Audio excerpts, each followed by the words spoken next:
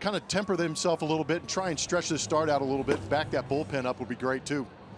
Lance McCullers has great stuff though, and obviously we'll be watching all of that this evening. Yeah, he's got a great fastball. Curveball, it looks more like a slider sometimes when he throws it hard, but he also has a changeup that he mixes in there every once in a while. Those numbers on the bottom are the whiff percentages against that, but the batting average against his fastball that he throws quite a bit is at 284. But the good pitch for him is that breaking ball you're seeing right there to both left-handers and right-handers. They are hitting a 157 against that pitch. But again, that energy and that excitement that he brings to this ball club is much needed right now in a tough time.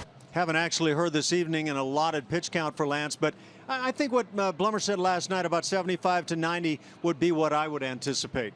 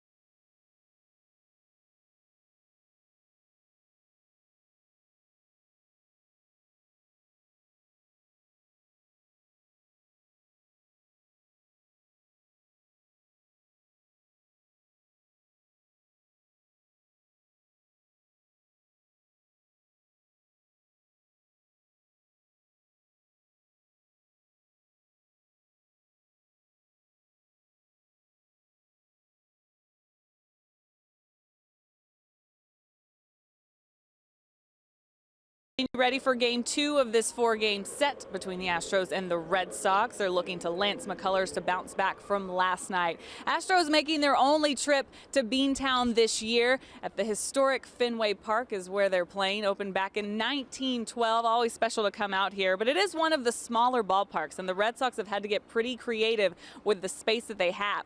Where I'm standing now used to just be standard black rubber roof, but check this out now. It's Fenway Farms. You've heard of the Green Monster. faster, but this is taking green to a whole new level. An organic garden out here where all of the produce, 800 square feet of growing space, is used in restaurants around this ballpark. They've even started using it in some of the concession stands. So if you want a kale Caesar wrap here, there's your kale. It doesn't get any fresher than this, right? They have turnips, radish, carrots. I've been walking around checking out some of the vegetables. Very, very cool, though, and very different. Hey, they even have bees up here. They told me they were friendly, but they're honey bee hives over there working pretty hard. Some cool stuff here you can find at Fenway Park. Always one of the best trips of the season. Don't go anywhere, though. Lance McCullers is going to take the mound soon. We haven't seen him yet this season. Blummer and Ash with the call tonight. Stay right there.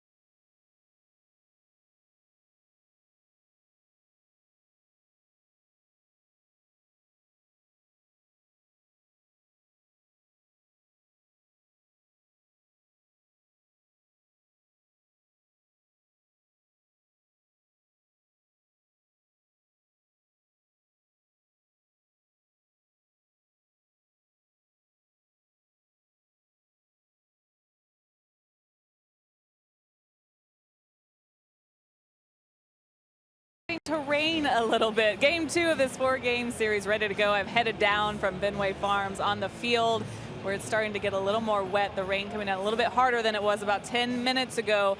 But Lance McCullers just walked over, so this one's getting set to go. Stephen Wright right now is on the mound for the Red Sox. The Astros facing him last on April 22nd. Not really having much success other than Carlos Correa, who was able to get a couple of hits off of him. But he's been the Red Sox best starting pitcher with his 1.52 ERA, and that night against the Astros, he was great not only with his knuckleball but other pitches as well. So tonight, the key for the Astros, get base runners on. AJ Hinch saying you've got to make the pitcher uncomfortable and the catcher uncomfortable in this case, and hopefully maximizing some opportunities, which is something they haven't been able to do lately. But Blummer, I toss this up to you. Since just seeing him less than a month ago, will that help this group face the knuckleballer tonight? Yeah, you really hope so, that recent history comes back to mind and these guys have a good game plan coming into this.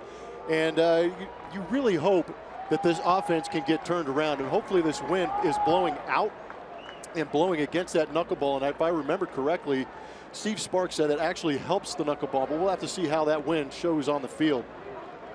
So we're set to go as Stephen Wright has it all worked out, and like Blummer says, pitching really well. That first knuckleball in for a strike with Altuve showing bunt.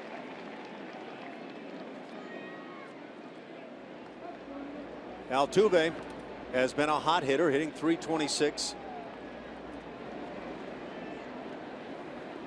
Last night hit the game's first pitch for a line drive base hit into left field. He just keeps swinging.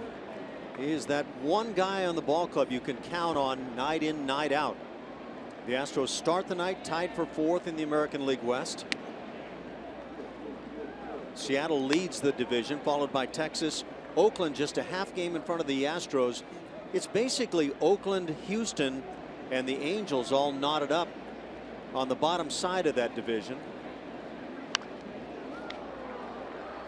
Here's our Astros starting lineup presented by Southwest Airlines. We'll dash through it.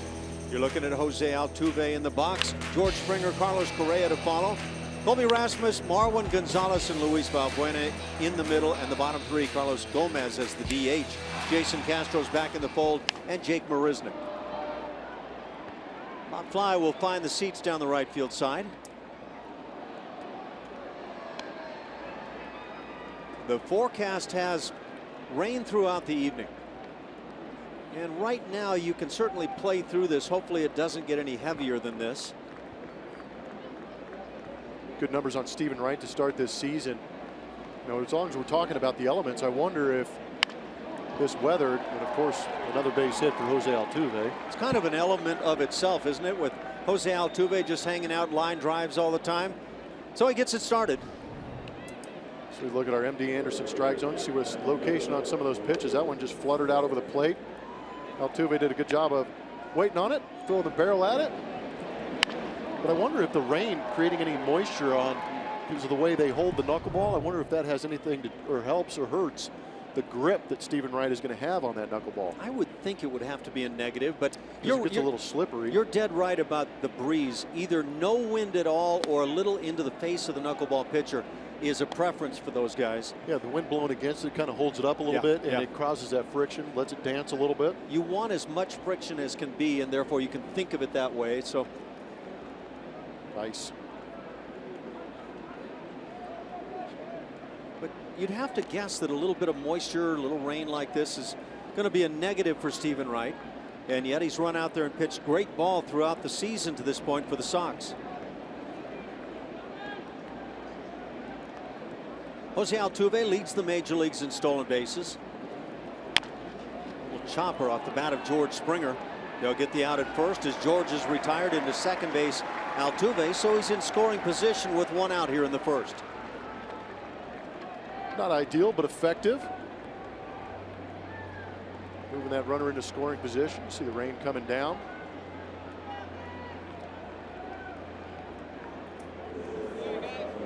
These Boston Red Sox are tied with Baltimore atop the American League East. Percentage points behind the Baltimore Orioles, who have played great baseball, but Boston Red Sox have won 4 straight, as has been talked about now, by 11 or more runs being scored by their offense each game. Snap throw back to second base. Altuve back in.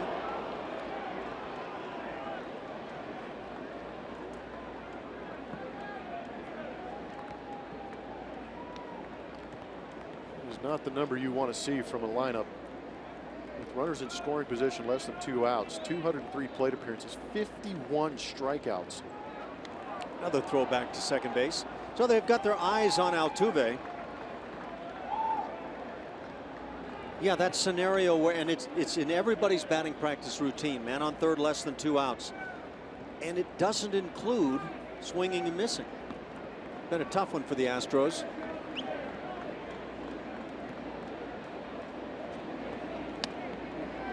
Carlos Correa takes the strike. This is the spot where watching Carlos Correa try to learn to be that guy that drives in the runs for the club it's been interesting. He has done a great job in many respects, and certainly in drawing a lot of walks this year. And the Astros lead the American League in walks drawn, but it's not leading to a whole lot of runs scored. Yeah, as that number that we just put up there shows, they were doing a great job of getting guys on base, getting them into scoring position, but the ability to drive them in this year is lacking. 145 walks, again best in the American League.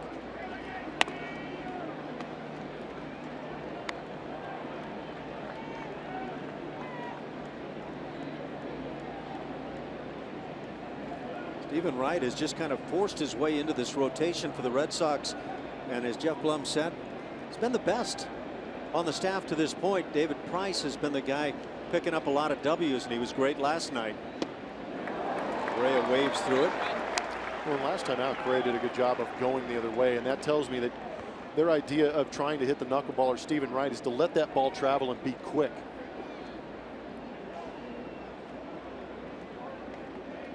The Astros are averaging just over 4 runs a game. In contrast, the Red Sox just under 6 runs a game. Strike 3 called.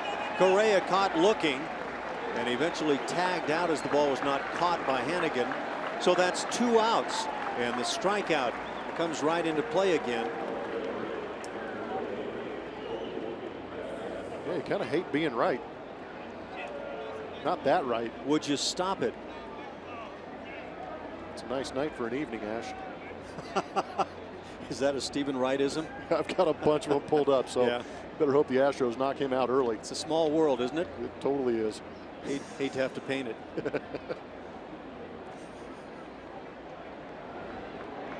2 outs. Altuve still at second base. Well, they've done a really good job keeping an infielder near the bag. There's a look at that grip and release on our Super Mo, brought to you by Mattress Firm. Good job of knocking it down by Hannigan. The ball was trying to find all parts of that glove.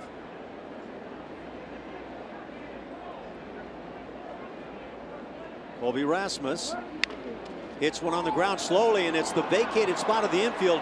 Altuve around third base. He's going to have to get back in, and does. Alert play by the shortstop Bogarts, firing onto third base. It'll be an infield single, second hit of the inning, and bring up Marwin Gonzalez.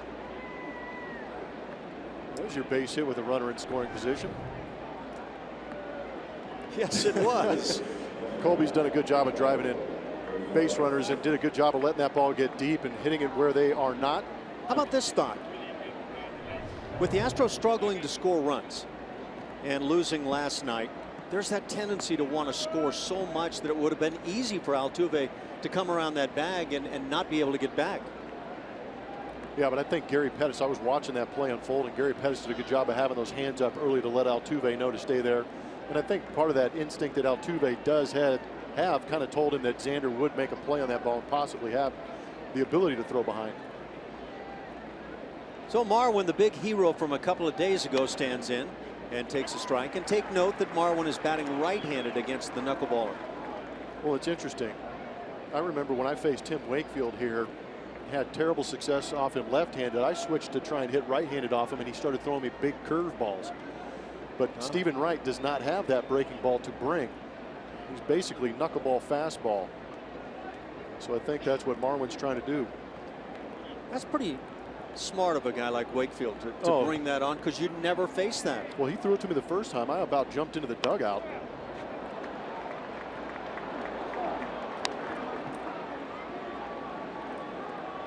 And you and Marwin Gonzalez wouldn't be the only switch hitters that have tried that ploy. A lot of guys who are probably natural on the right side will move over to that side.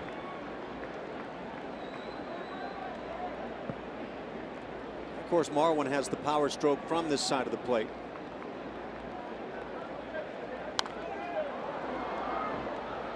Counts at 0-2 on Marwin Gonzalez.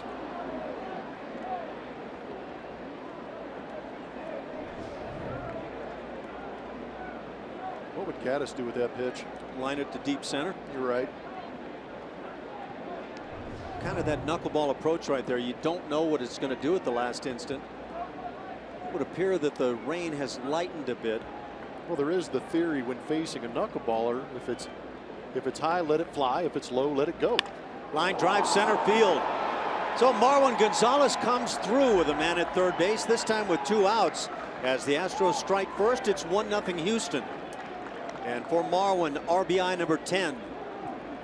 And a base hit with a runner in scoring position for the Houston Astros. With 2 outs. Big 2-out lightning right here for Marwin Gonzalez. Kept trying to go up that ladder, but he got on top of it. So if it's high, let it fly, huh? Yeah. If it's high, let it fly. If it's low, let it go. Still 2 outs. Luis Valbuena at the plate. And nice to see that 1-0 early lead. Let's hope that everybody in that lineup takes a nice deep sigh of relief knowing they got on the board first. Getting on the board first hasn't meant all that much to the Astros this year, as the pitch is fouled off. When the Astros have scored first, they are 10-9. Well, I think a lot of that has to go to the fact that pitching staff's having issues early on, too.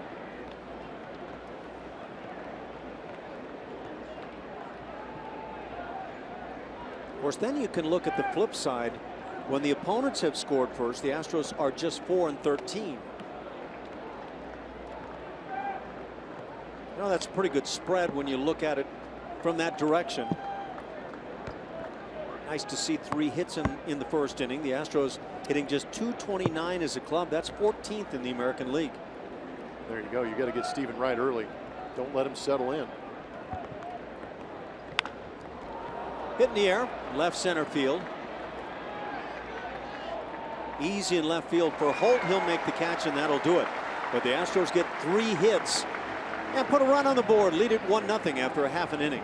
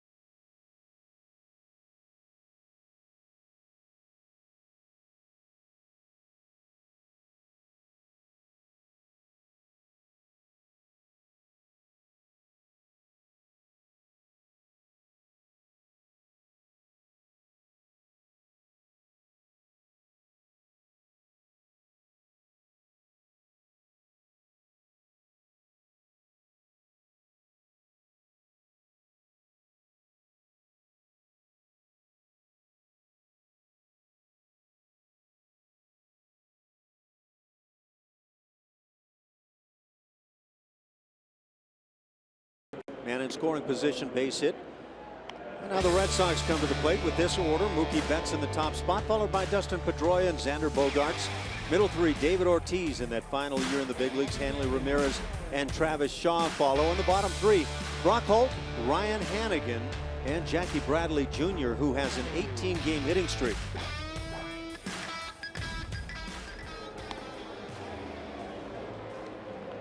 There is Lance McCullers making a season debut after that right shoulder soreness. Said he was going to make some adjustments to that delivery that he has.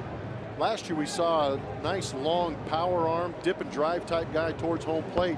And I think what you're going to see tonight is a little bit more of a short arm action, trying to increase that arm, getting a little bit faster through the zone and being a little more consistent with that release point. We'll see how it goes. Last time we've seen Lance on the mound in a regular season game, October 4th last year against Arizona in a 5-3 loss to the Diamondbacks. He worked 5 innings, allowing a couple of earned runs. Struck out 6 in those 5 innings. And watching him last year, just a guy with great stuff. Brings that first heater for a strike. Good news right there. Mookie Betts at the plate. Good looking player. Hits it sharply up the middle. Correa ranging, fires, and got him. What a play by Carlos Correa in a battle of great-looking young shortstops here at Fenway. It's back-to-back series. Carlos Correa has been able to match up with some of the top shortstops in the league. Francisco Lindor last week at home against Carlos Correa, now being tested with Xander Bogaerts watching on. Phenomenal play on a speedy Mookie Betts. That's a huge pickup for Lance McCullers. See if he's excited about it. And that's what helps keep those pitch counts down too for pitchers, making plays like that behind them. Amen to that. Dustin Pedroia comes to the plate off to another good start. 306 with 6 home runs, driving in 20. Former MVP. And that fastball quickly up to 95 miles an hour. Apparently cutting down on that arm arc of Lance McCullers doesn't hurt the velocity at all. Little cut job finds the outside edge. I like it. Down to 89 miles an hour. A little wrinkle in there that may not have shown up in the scouting reports. Good to see Lance back. You know he's excited to be out there too, don't you? You know, and if he can bring that win every 5th time out on a regular basis, it certainly adds, but can it also lift the other guys around him? Yeah, absolutely. Invigorate him a little bit. There's that element of getting your team back into the race a little bit that could just be huge for this club. Right on the outside edge. Pedroia caught looking. That's 2 down and first strikeout for Lance McCullers. Electric fastball, a little bit elevated in the zone. See if it catches that top part, and it does on the up and away corner. Dustin Pedroia not happy about it, but good pitching from Lance McCullers. I'm going to bring up Xander Bogaerts. He is the other shortstop we were talking about, and a really good one. You can see the numbers. Just a great start to the year. Had a home run that was instrumental in the big win for the Red Sox in last night's game. Houston Methodist is going to bring us our league leaders, and we talk about most first inning runs scored. Boston Red Sox, of course, what they've done in the last 4 games has been impressive, but they're doing the damage early also. We've got one more to look at. The Astros have given up the most first inning runs, and that's what we were talking about, is how big that first inning is for the Houston Astros, trying to keep the opposing team off the board. Trying to reverse all of those numbers. Little Looper's going to dunk in right field. It's a base hit for Bogaerts. He's aboard for David Ortiz now with 2 outs. It's pretty impressive. When the team is going good, it doesn't seem like it. You can make a nasty pitch, and they're still going to find a way to get out there, because that pitch is off the plate, that 86 mile an hour, a little bit of a cutter slider. And all Xander does is just throw the barrel at it, and it finds open pasture. Why is it that guys that eventually prove themselves as good major league hitters have that ability to dunk that ball time and time again? I wish I knew, because I would have stolen the idea. Ortiz takes away. Another guy that's put up really good numbers to start his year. .319 with the batting average. Already 9 home runs and 30 RBIs.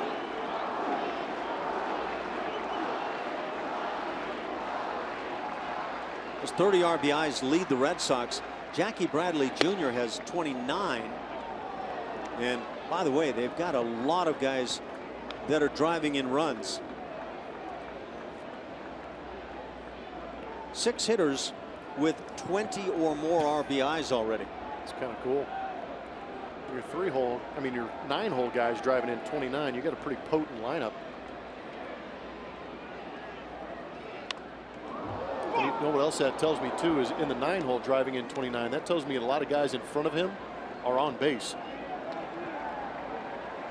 Yeah, you're looking at a really good offense, no question about it. And again, the Red Sox scoring just under the 6 runs per game mark. Check out career home runs, and David Ortiz slotting in very nicely. And he's down on strikes. So Lance McCullers gets through the first inning, a couple of strikeouts. And it is great to see him back. Astros lead after 1-0.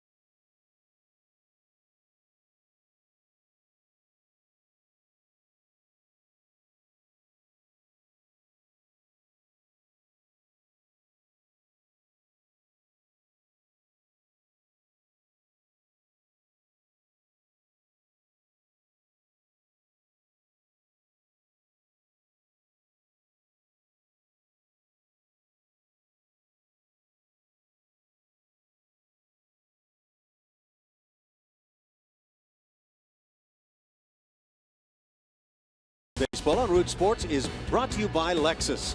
The new 2016 Lexus ES and ES Hybrid. It's next level luxury. And by Southwest Airlines. Transparency, low fares, nothing to hide.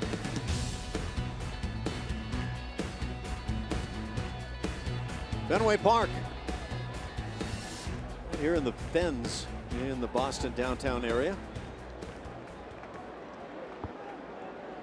What do we hear? It's called the Bog, this area? Yeah, apparently this is a swampy, boggy type area. That's why this stadium is here, because it's nobody else wanted it. That was an interesting little tidbit. Turned out to work out very well for the Boston Red Sox through the years. It's a ball and a strike, that 2 balls and no strikes.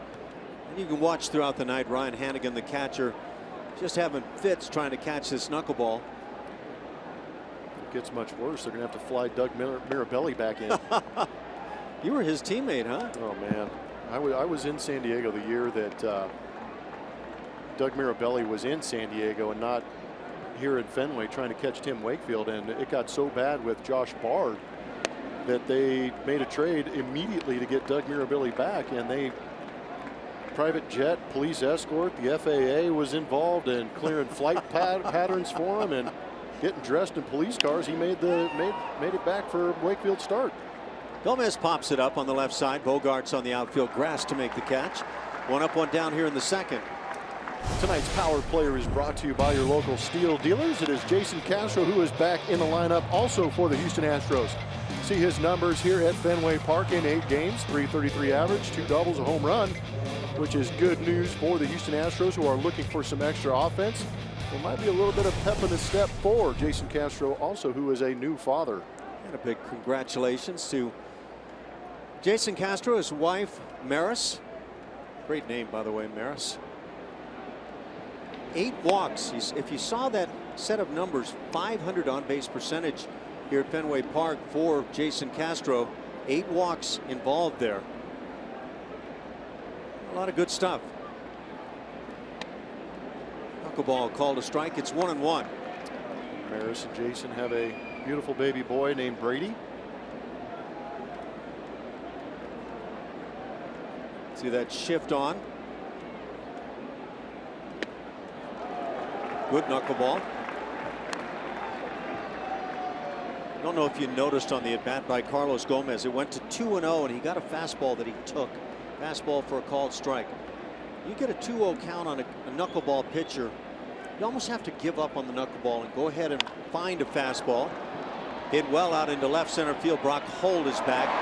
Makes that catch just before crossing onto the warning track. Second out of the inning. It'll bring up 9-hitter Jake Marisnick. Castro took a pretty good pass at it, sees the ball well here. Did a good job of waiting back on that knuckleball. But I agree, Ash. I mean, if there's a count that you might want to gamble in, it may be that 2-0, 3-0, 3-1 type count. Yeah, just kind of throw everything else out, and if you get a fastball, tee off on that thing, because you're talking about 80, 81 miles an hour. Which is batting practice speed, exactly. More or less. Yep. Marisnick got the start last night in left field. He gets the start tonight in center field. It's a 1-hopper to third. And the play by Shaw across the infield, a 1-2-3 second inning, with the Astros on top early.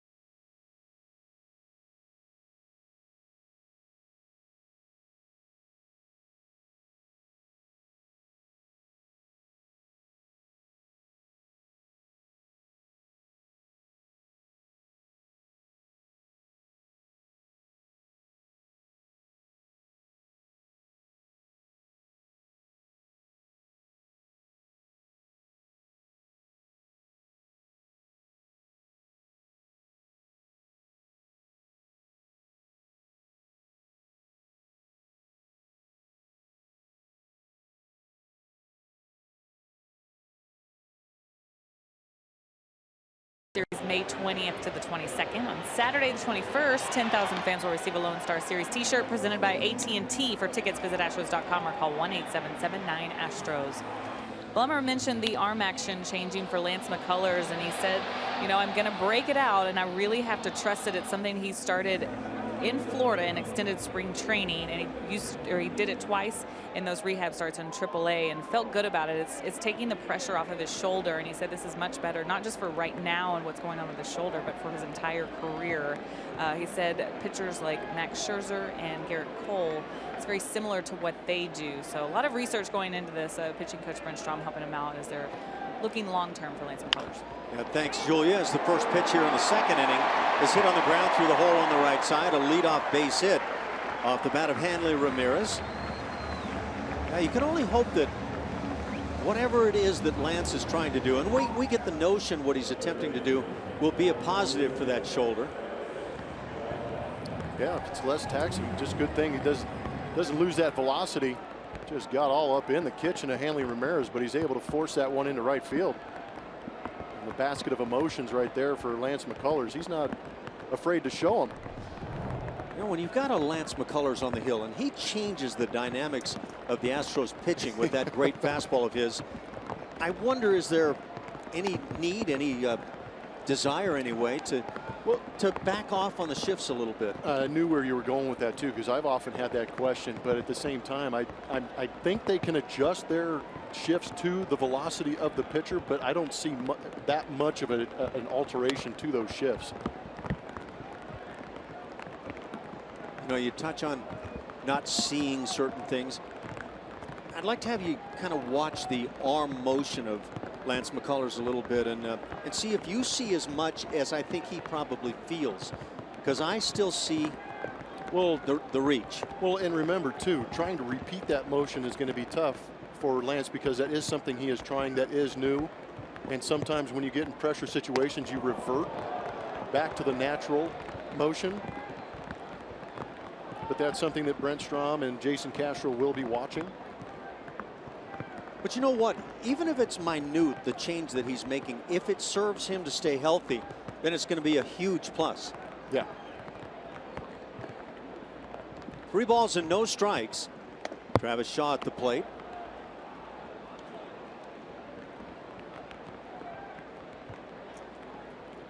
Now, we've already seen the first inning. Lance changes things. 2 strikeouts to get out of that frame. Just got great stuff. And I don't mind the emotion so much, because he is an aggressive ball player when he's on that mound. He wants that baseball. He wants to win. He wants the punch out.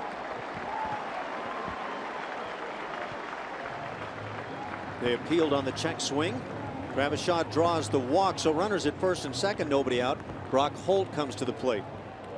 We're going to take a look at our Ford spray chart right now. There you go, Lance McCullers out distribution.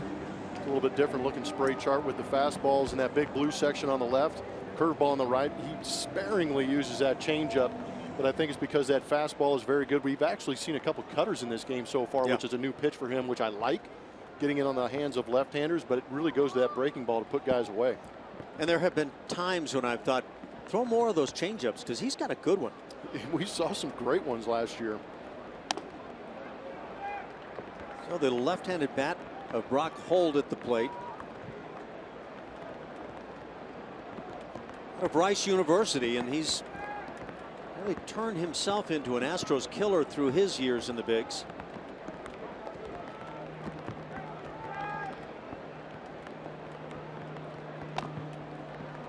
Two fastballs that get away on that arm side, just an indication of not getting out in front and finishing the pitch.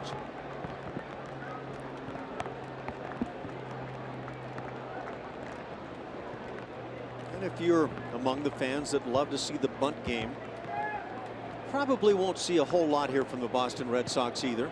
Oh man, that would be an insane move. They can flat swing it.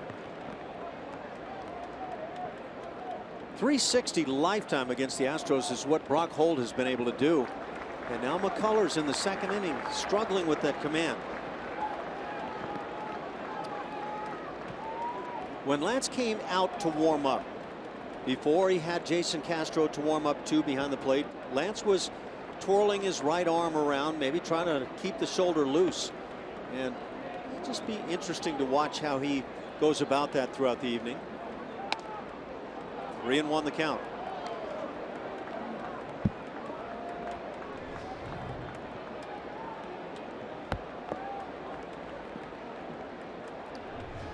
Call there up on that outer edge, but I agree, just let him go of the ball a little too soon.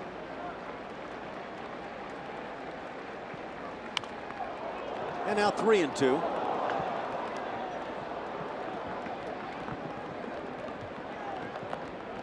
Gonna be tough keeping the bat handle dry enough. One of the annoying things for hitters is you get enough water build up on the helmet and it'll drip in front of your eyes just as a pitch is coming. Yeah, that's not good. And then there are the fans. Gamers. We are rooting for Julia tonight. Lance finished that one, got it toward the inside corner. Good pitch. Tie him up in a 3-2 count where Brock Holt is most likely guessing fastball. Tied him up nicely.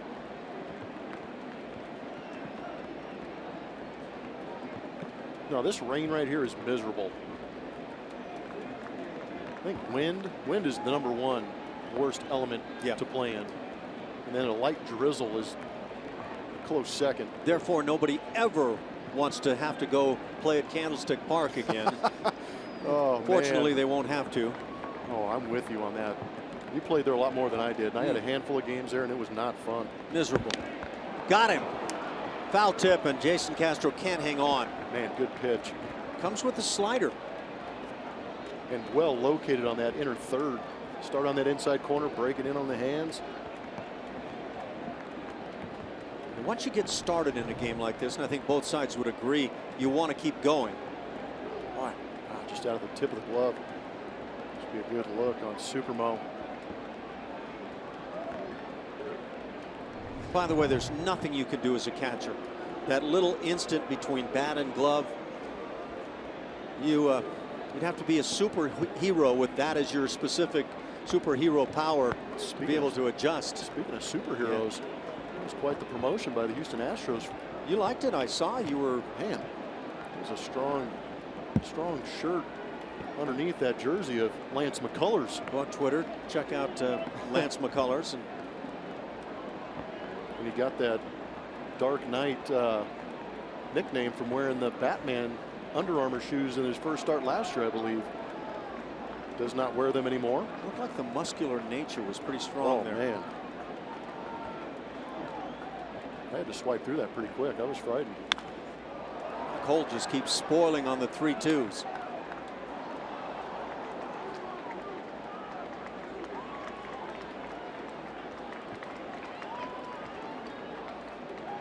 First two reach here in the inning. Base hit by Hanley Ramirez. Travis Shaw draws the walk. Lance fell behind 3-0 on Holt before coming back and now battling, and that battle continues.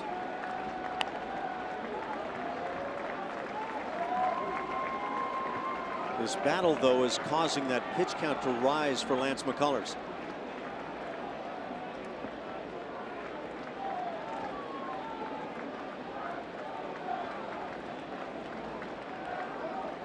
This next offering will be pitch number 30 for Lance. And a second walk of the inning. That'll load him up with nobody out.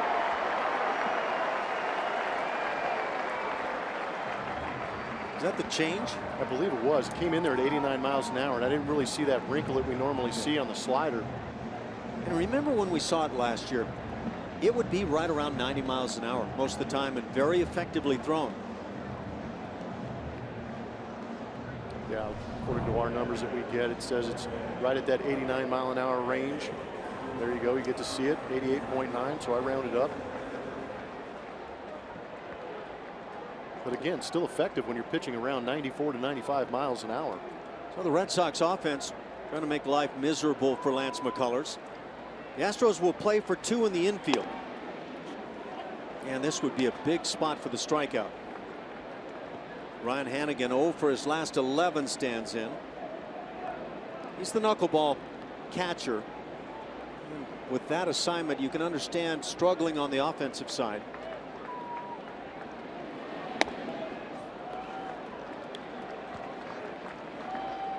Ball and a strike.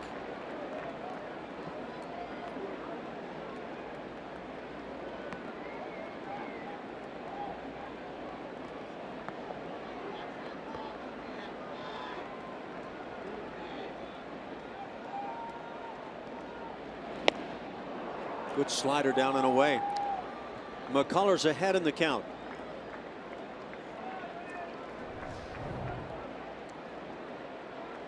Nasty slider.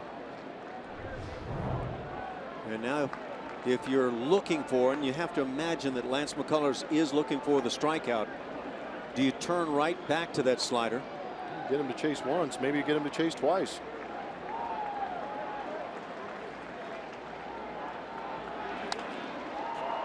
Down the right field side, foul territory and a long run, and nobody can get there except for a young fan making a fine play. Trying to show up.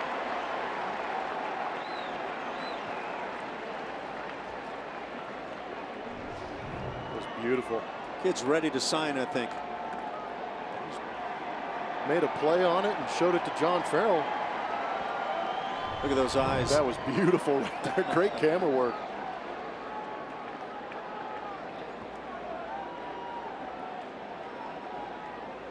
Pitch number 35, trying to get the first out here in the second inning.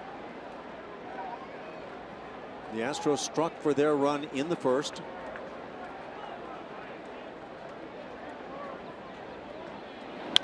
Fastball drilled to right center field, and nobody's getting to this. All the way to the wall. 2 runs will score. Holt coming to the plate, and now held up at that last instant. And Brian Butterfield, the third base coach, doing a great job coming way down the line. So it's a 2-run double as the Red Sox jump on top 2-0 or make that 2-1 and still nobody out. Give credit to Hannigan. See the location on this pitch, down. Middle down, but Hannigan does a good job of going with it. A couple of poor hacks hit sliders and a fastball he was ready for, drove it in that gap. This ball got well into right center field, but I think Butterfield held up Brock Holt at third base because of the guy at the plate.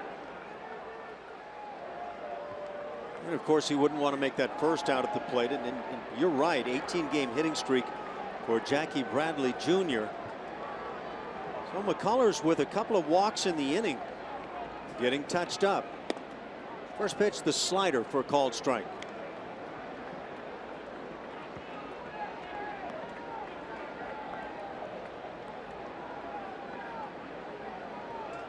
Last year for Lance McCullers, 9.2 strikeouts per 9 innings. So he brings that element, but did not come back with the slider on Hannigan. Line drive into right field, base hit. Holt will score. Hannigan held at third base, and digging for second is Bradley, and he'll make it on just a clean single into right field. So we'll see how this is ruled. But now the Red Sox lead at 3-1. Forcing the issue, Jackie Bradley Jr. on that base hit, and again continues to rake. 19 straight games he's hit in now. Driving in his 30th run. Hannigan had to hold his ground to make sure Marlin didn't make the diving grab. Being held up, but I think when Jackie Bradley saw George Springer kind of laying back, letting that ball come to him, is when he decided to make that turn for second base. And also understanding when that ball is rolling in that wet grass out there, it's tough to get a grip and make a solid throw in. Although I think he may have had a chance to get him at second base. Well, that was Altuve cut that ball off. Really good aggressive play by Bradley. You're right, it looked like George was just kind of assuming the single.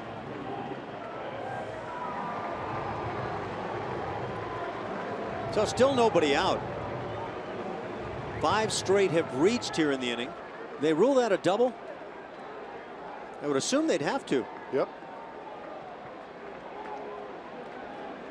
3 runs on the board. Runners at second and third. Top of the order, Mookie Betts at the plate. And there's that slider. It was Betts hitting the ground ball sharply up the middle in the first inning that saw Carlos Correa make a terrific play on to be able to get him.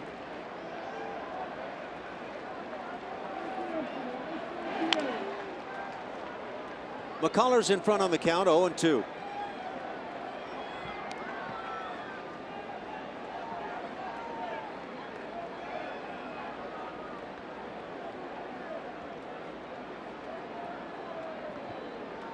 It's the 5th meeting on the year between these two clubs, and the Red Sox have taken 3 of the first 4.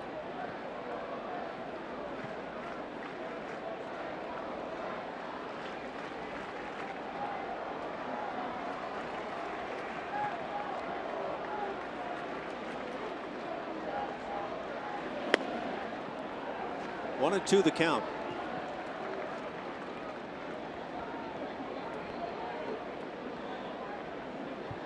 Lance McCullers still just 22 years of age. Blessed with great stuff.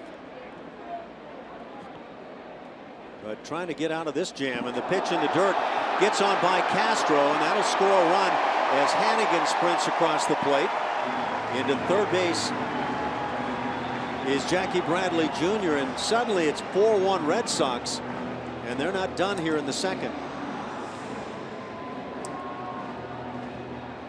Doesn't matter who's on the bump for the opposing team. You're facing the Boston Red Sox. You're going to end up scoring some runs. This one just squirts through the legs of Jason Castro. Could you tell, was that a slider or a fastball? I'm not sure. I was trying to read the grip before he let it go, but I just not enough time to even read the break before it skipped through. Infield drawn in, and that ball is shot by Marwin Gonzalez. That's an RBI single. Mookie Betts picks it up. 5 runs in here in the inning, nobody out, and Lance McCullers trying to come up with answers. And here recently, nobody on the hill has been finding those answers against the Red Sox.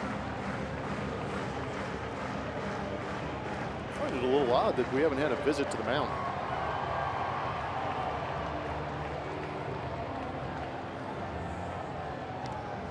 Real good looking first inning for Lance. But here in the second, the Boston Red Sox and their bats have arrived.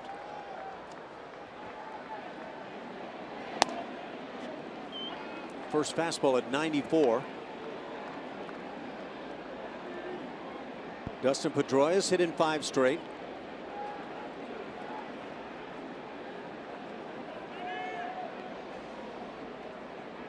This guy's been quite a player for Boston.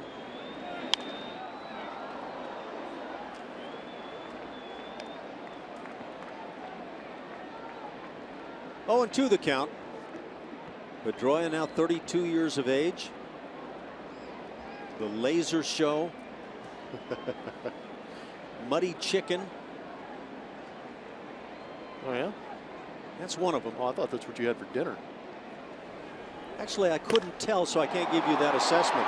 Fly ball to right field. Springer's there, and there's the first out of the inning. Just a reminder, as you enjoy a cold one, to look forward to Miller Time later in tonight's game, brought to you by Miller Lite.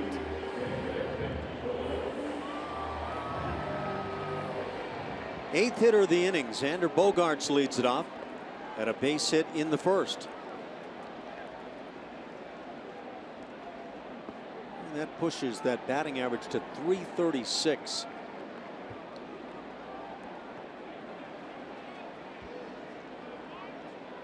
Real good looking young shortstop.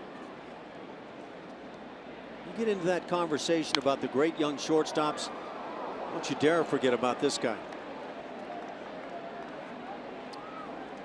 It was last year that we were talking about him. We liked what he was doing.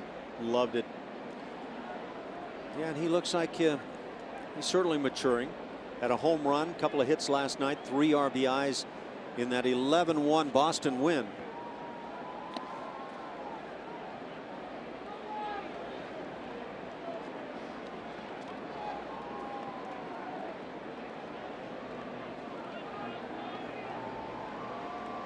Bogaerts with that first inning single has hit in 8 in a row now.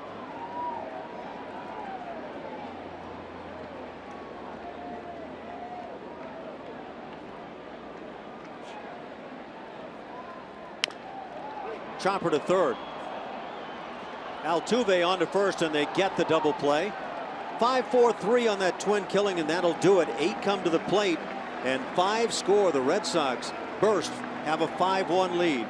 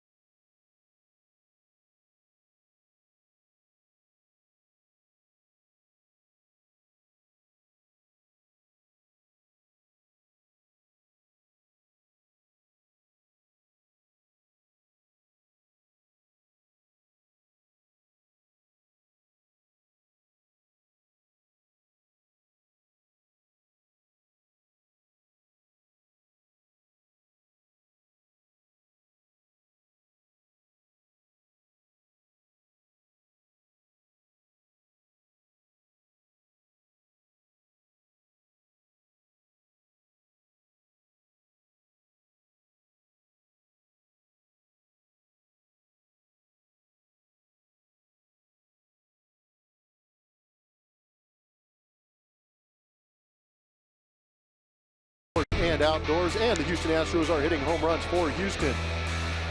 It's Jose Altuve hitting a grand slam in 2014 here at Fenway Park over the Green Monster. The reason we bring that up is because we want to talk about grand slams benefiting Houston Children's Charity, all those home runs, and most grand slams in franchise history. Carlos Lee with 7 of them. Bob Aspromonte, Jeff Bagwell, Lance Berkman, Bob Watson, some big names. Some big power hitters driving in runs. Good list. Bob Aspromonte lives in the Houston area. He's got to be really proud of that figure. Heck of a player, but not a guy known to be a huge power hitter. Played 2 innings, and the Red Sox erupt in the second inning for 5 runs. Lead it 5-1. Knuckleballer Stephen Wright will face the top of the order here in the 3rd inning. Altuve, Springer, and Correa. And Jose Altuve, with a base hit in the 1st inning, scored that Houston run. It's driven home by Marwin Gonzalez, a 2-out RBI single.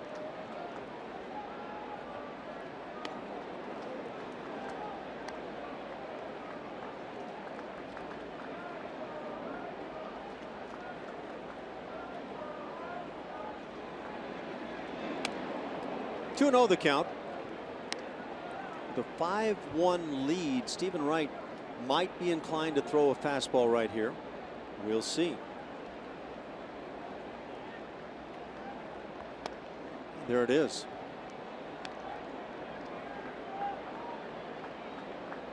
That's where it really becomes challenging for pitcher-catcher combo for the knuckleball pitcher. On the 2-0, you come with the heater and miss, and now you're almost compelled to come right back with it. Well, I'm just curious right here in a 3-1 count. Do you pump another fastball in there to a guy who's scalding hot? 3 straight batting practice heaters. Great question. There it is. Not amazing. As right there at the railing and unable to size that one up. Hanley Ramirez sees it drop. Ball drifted on him. Right now the wind is blowing straight down. But sometimes you get to that railing, you find it, you got to find the baseball again. It's not where you thought it was, because that was a playable ball. Very much so. So Altuve catches a second life here, has a 3-2 count.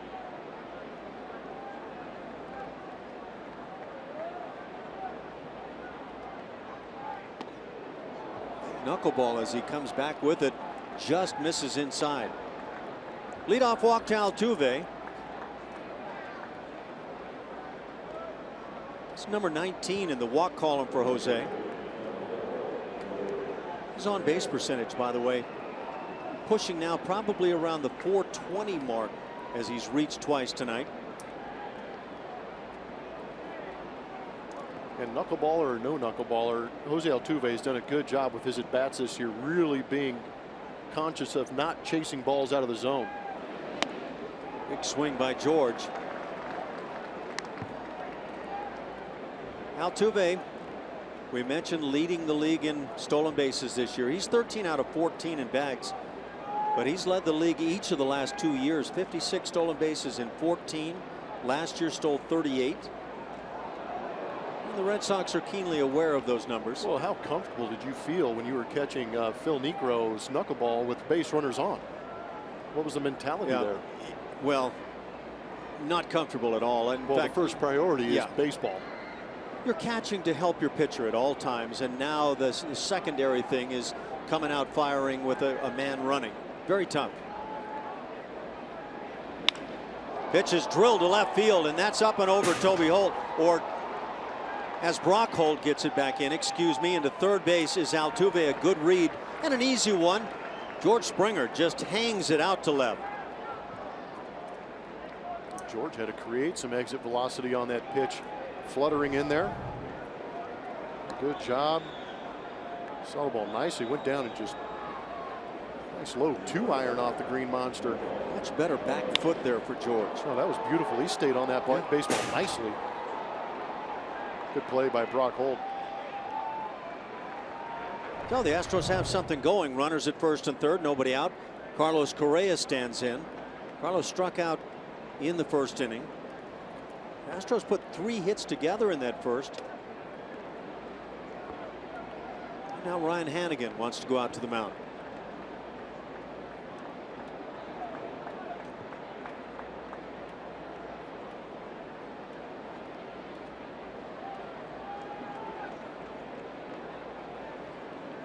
The starting pitchers for the Boston Red Sox we saw last night: David Price, who won his 5th against 1 loss, Rick Porcello, Stephen Wright, and Clay Buchholz. Correa fouls it down the right side. Ball and a strike on Carlos.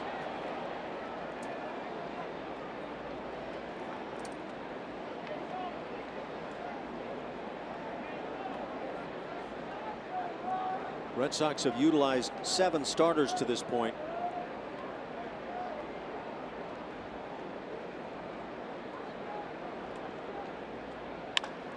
Line drive, and that's an out. Pedroia able to come up with it and double up George Springer.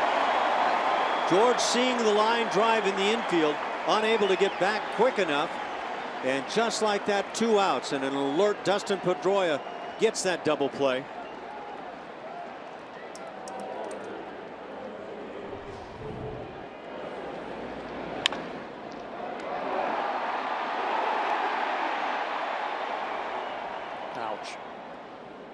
That's painful. Yeah. That's painful when you're winning a lot. When you're losing a lot, that's, I would say, it's just magnified. Yep. So 2 outs, a man at third base, and in the hands of Colby Rasmus.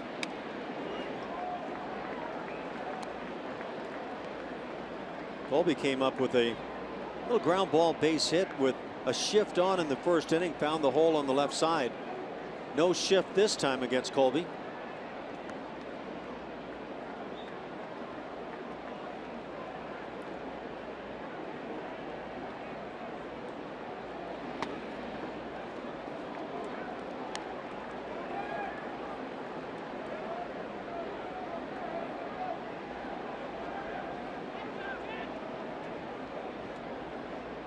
A run on 4 hits for Houston.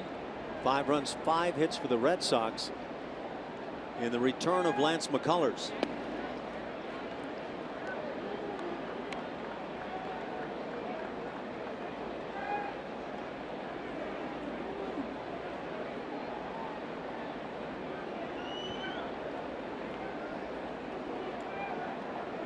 Colby's had some big swings for the club.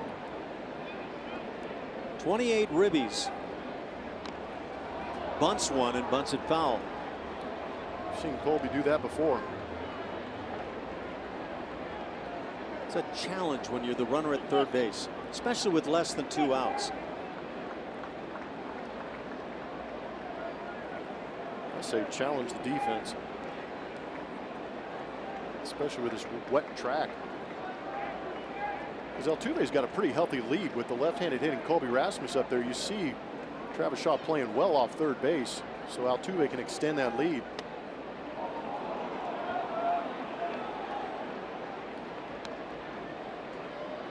Hannigan was looking down toward third base.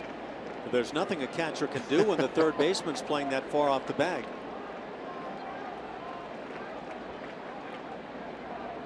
Gary Pettis, the third base coach, is positioned so that he can see the very first move of Travis Shaw. Colby with the half swing down on strikes, and that'll do it in the third inning. What looked very promising turns out to yield nothing. 5-1 Red Sox.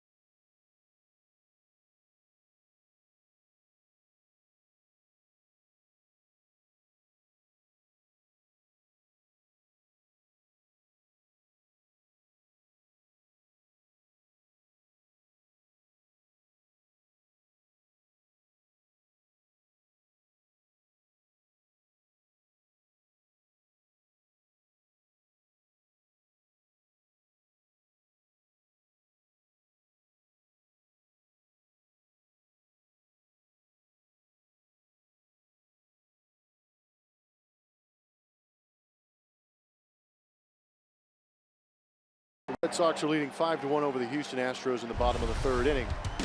This pitching performance is powered by Kubota. There was Lance McCullers' major league debut May 18th of 2015 against those Oakland A's. He went 4 2/3 innings, threw 93 pitches in that start. He got the no decision, but pitched quite well. Gave up 1 earned run, only gave up 3 hits in those 4 2/3 innings while getting 5 strikeouts.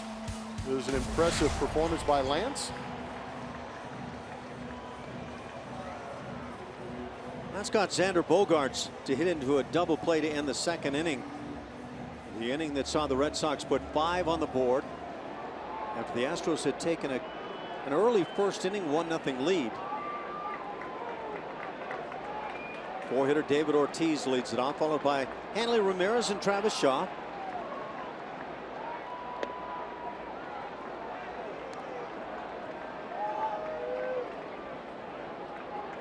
Quite an assignment to try to go after this guy.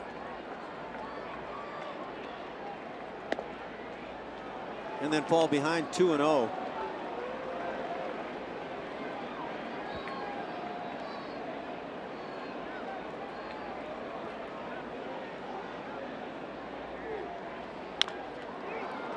Comes with a slider on the 2-0, gets the ground ball, and the 3-1 out at first base. David Ortiz still with bat in hand.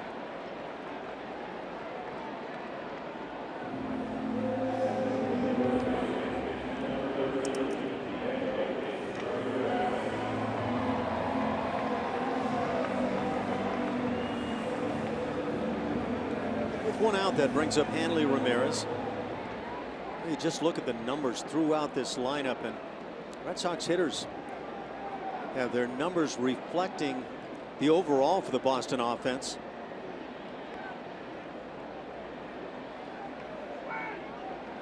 With the 5 early runs tonight, the Red Sox have to be right on the edge of jumping to 6 runs a game right now. Yeah, it's pretty incredible stuff. Just under the knees, it's 2-0.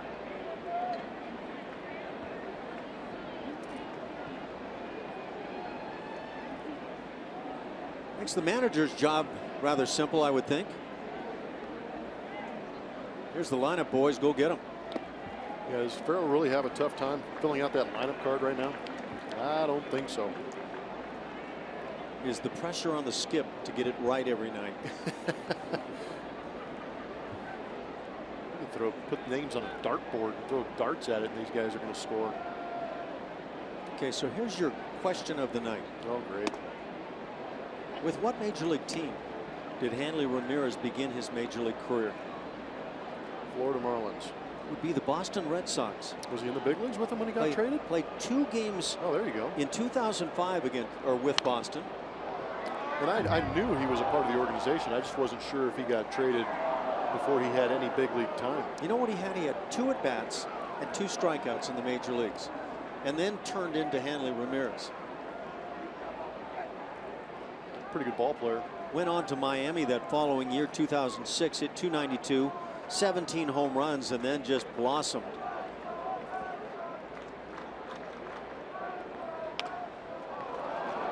Little tapper. Barehanded by McCullers, and he'll get the out. And you can see that tentative throw after picking up the baseball in the wet grass. 2016 Coca-Cola Astros Buddies memberships are on sale now for only $25. Buddies members get a voucher for 4 tickets to an Astros game, VIP access to kids run the bases, exclusive autograph sessions, and more. Membership for kids up to 12 years old are available by visiting astros.com/buddies. 10 hitting Travis Shaw stands in. He walked and scored his first plate appearance. Now he'll hit one off the monster in left field. Colby Rasmus fires in, and it'll go 7-6-4 on the putout. Perfectly done by the Houston Astros defensively. So it's a single for Shaw, and he raced trying to stretch into a double. We played 3, 5-1, Red Sox on top.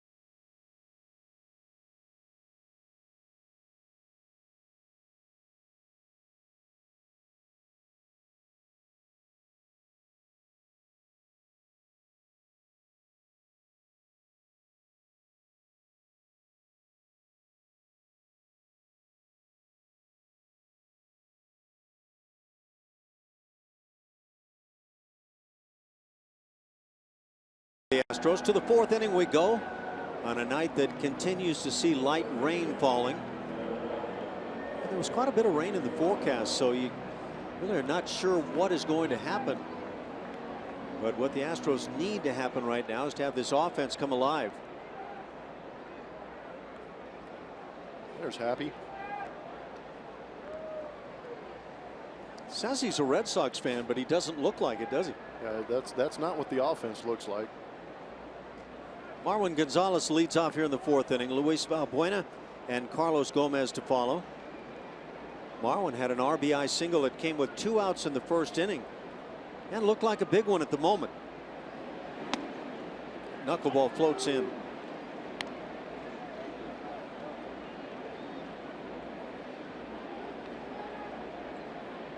Stephen Wright just 3-3 despite an ERA of 1.52 coming in.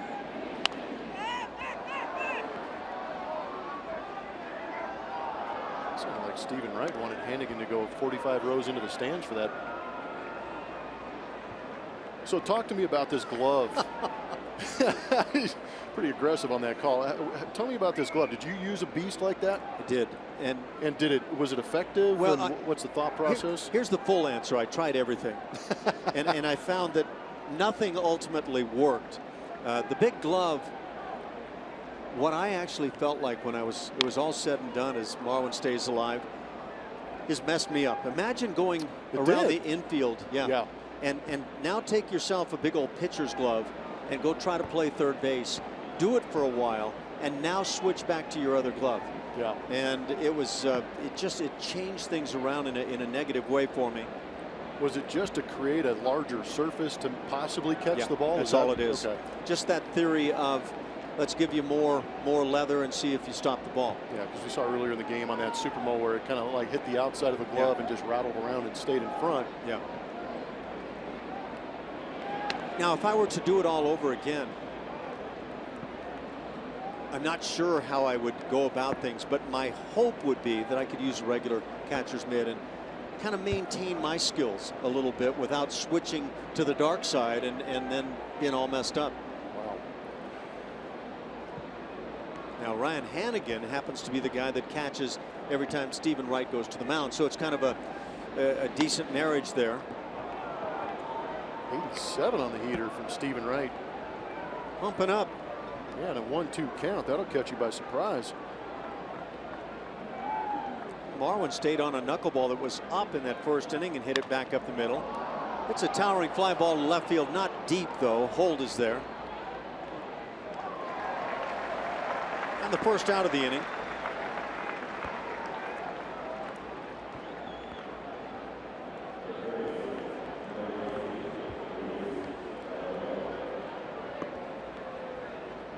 With one out, Luis Valbuena will stand in.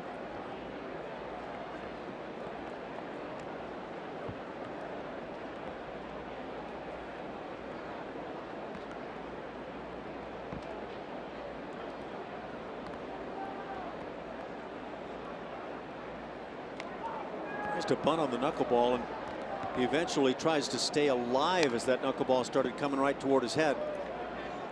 Stephen Wright has one complete game in his career, and it came his last time out, that against the New York Yankees.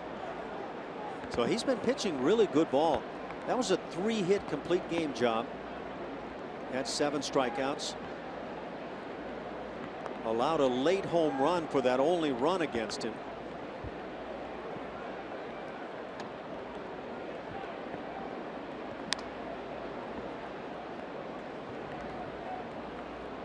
Been up to 118 pitches. 3 times he's been to 116. One of those against the Astros. Line down the right field side and deep, but hooking at the pole and goes foul. Man, just got to get it around that pesky pole. Pretty good effort. Johnny Pesky, for whom the pole was named. I'm not really sure why that pole became the pesky pole. He just aimed for it and get homers off that. Yeah, you know, he was a small infielder, and I have a feeling he took advantage right down the line probably a few times. Ramirez with the play. He'll go to the bag, retiring Valbuena, second out in the inning. That'll bring up Carlos Gomez.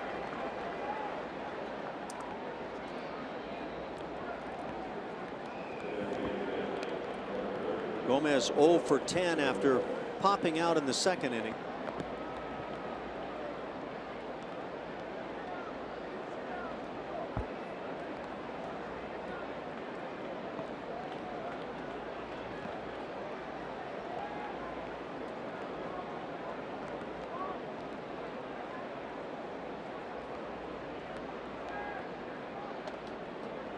Should have mentioned it earlier, but following last night's game, the Astros sent down Josh Fields down to AAA. Max Stassi as well, as they brought on Lance McCullers and also having Jason Castro come back.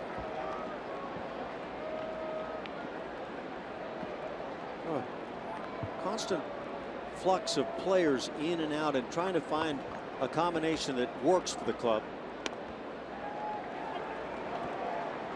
1-2 the count on Gomez.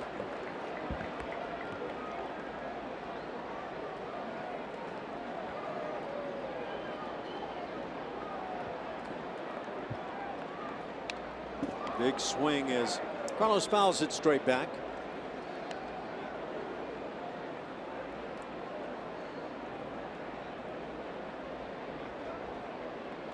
The Astros are 6-4 despite last night's loss. 6-4 of their last 10. 9-11 over their last 20.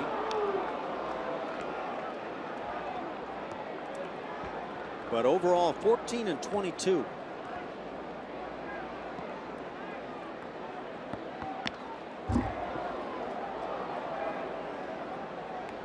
Like Carlos really waited to take that hack on the knuckleball.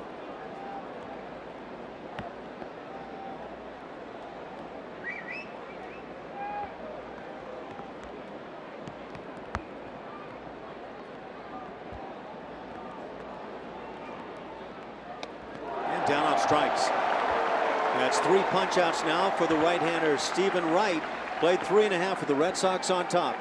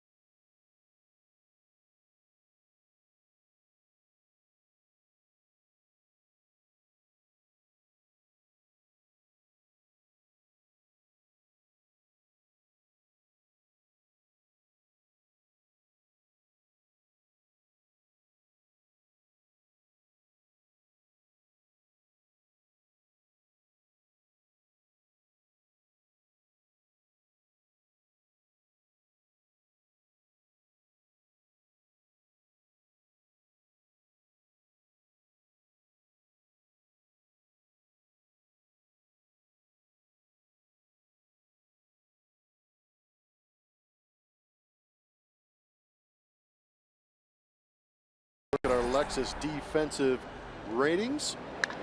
This was Travis Shaw hitting one off that left field green monster, and played perfectly was Kobe Rasmus. We are always gloating about how well they can play the outfield. That was a great throw. Even if Carlos Correa doesn't cut that ball off, I think it's a great throw into second base. But plays the ball nicely, sets himself up to make a good throw. Good fundamentals lead to good plays. And here are the ratings. Red lights on everybody out there.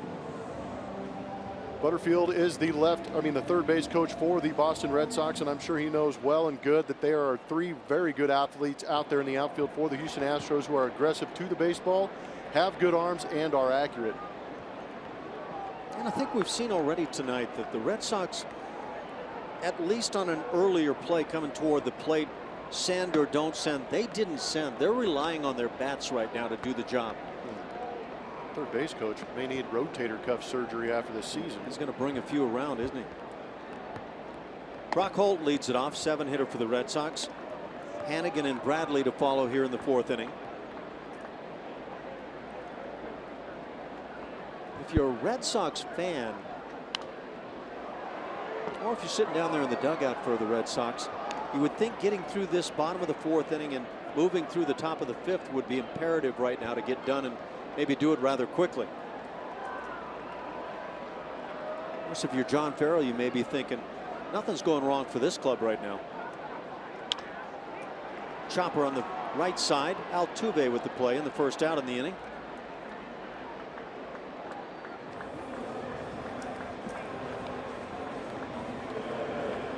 With one out, that brings up Ryan Hannigan, who had a big hit in the second inning. Picked up a double, drove in a pair, and scored a run.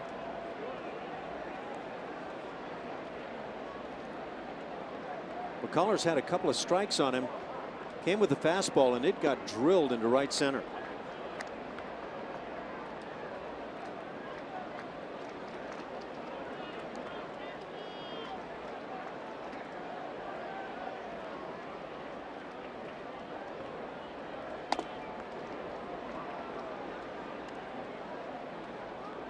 Well, it would look like that McCullers' arm is still feeling strong, still 94 here in the fourth inning. Good slider. Hannigan's had a tough time with it too. See that arm swing of McCullers as he comes out of the glove, still reaching back, probably more than he feels like, but again, that minute change hopefully paying dividends for McCullers and the Astros.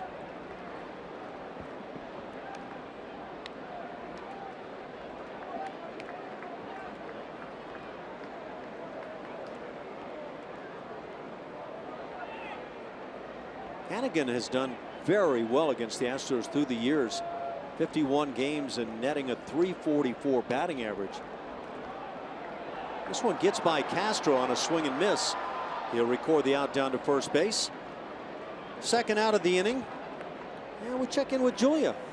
Hey, Ash. But Jackie Bradley Jr. coming up here. You know, this entire team was hot, but him with the streak now up to 19 games, his hitting streak. The Astros had to prepare for him by watching just this last stretch for him, really just watching video and seeing how his approach is now rather than maybe his career, because, you know, struggling previously, he's not approaching any at bat the same now. So just one of the toughest outs in the league, and they knew that coming in, but still trying to figure out how to get this guy out. By the way, Julia, thanks for taking our call. Anytime. I'm always ready, you know that. Bradley fouls it down the left side. He had a big double and drove in a run in the second inning. Came around and scored number 5 for the Red Sox.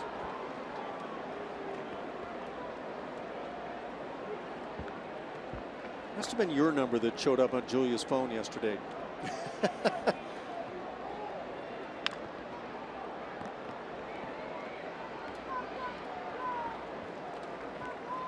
You got a new pal down there on the left side, don't you? Sandy. She's from Tewksbury. Trying to stay dry down there. It's not easy tonight. Still making good plays. McCullers trying to get through this fourth inning. I believe that's the change, and he's thrown a few of those tonight. He actually got a ground ball from Brock Holt off that changeup. But again, he's got that big power arm, really aggressive to home plate. So maybe having a tendency to overthrow that changeup a little bit. Castro did a heck of a job in a 2-strike count to keep that thing in front.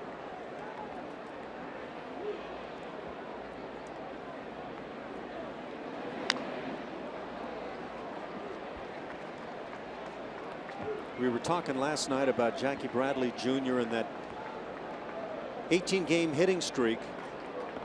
What he has gone through. In fact, 19-game hitting streak now, excuse me, but he got that started against the Houston Astros, the third of the 3-game series back in Houston in April, and has run it straight now through tonight's game. When he started that hitting streak, he was hitting .222. He is currently hitting .333.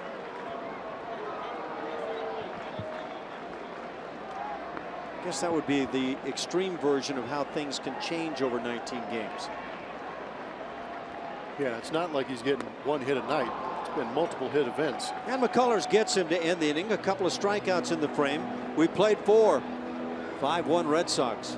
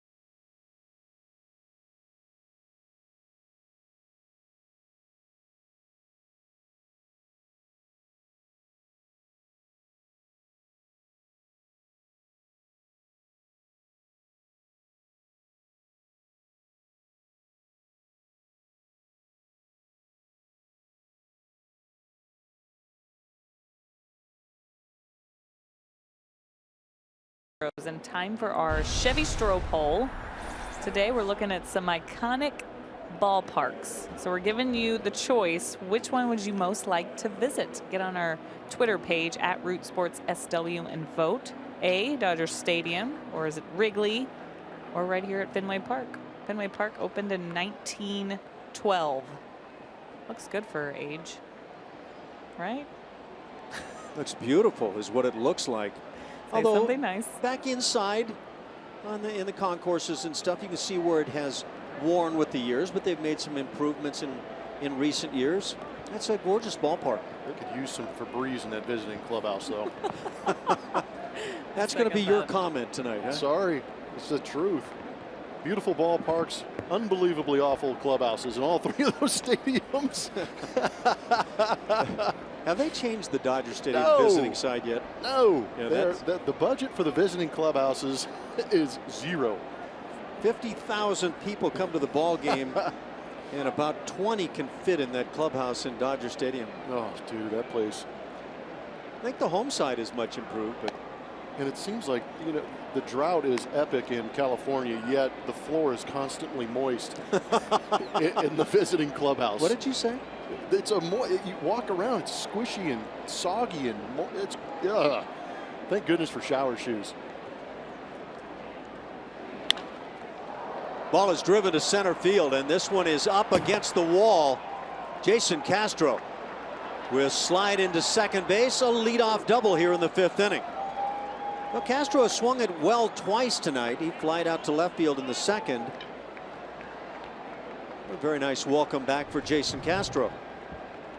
He's happy to be back in Fenway. Great job of staying on that pitch. Slips a little bit coming out of the box.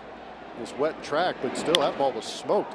And we know that when Jason is swinging the bat well, this is what he's doing, is driving that ball to that left center field gap. Good swing. Brings up Marisnik, who puts it on the ground with the bunt, and he will have an infield single. So if you're not swinging it well, find some way to get on base, and that's what Marisnik does here. A double and a single to get the inning started against the knuckleballer, and now back to the top of the order. Good for him. I'm with you. Create ways to get on base.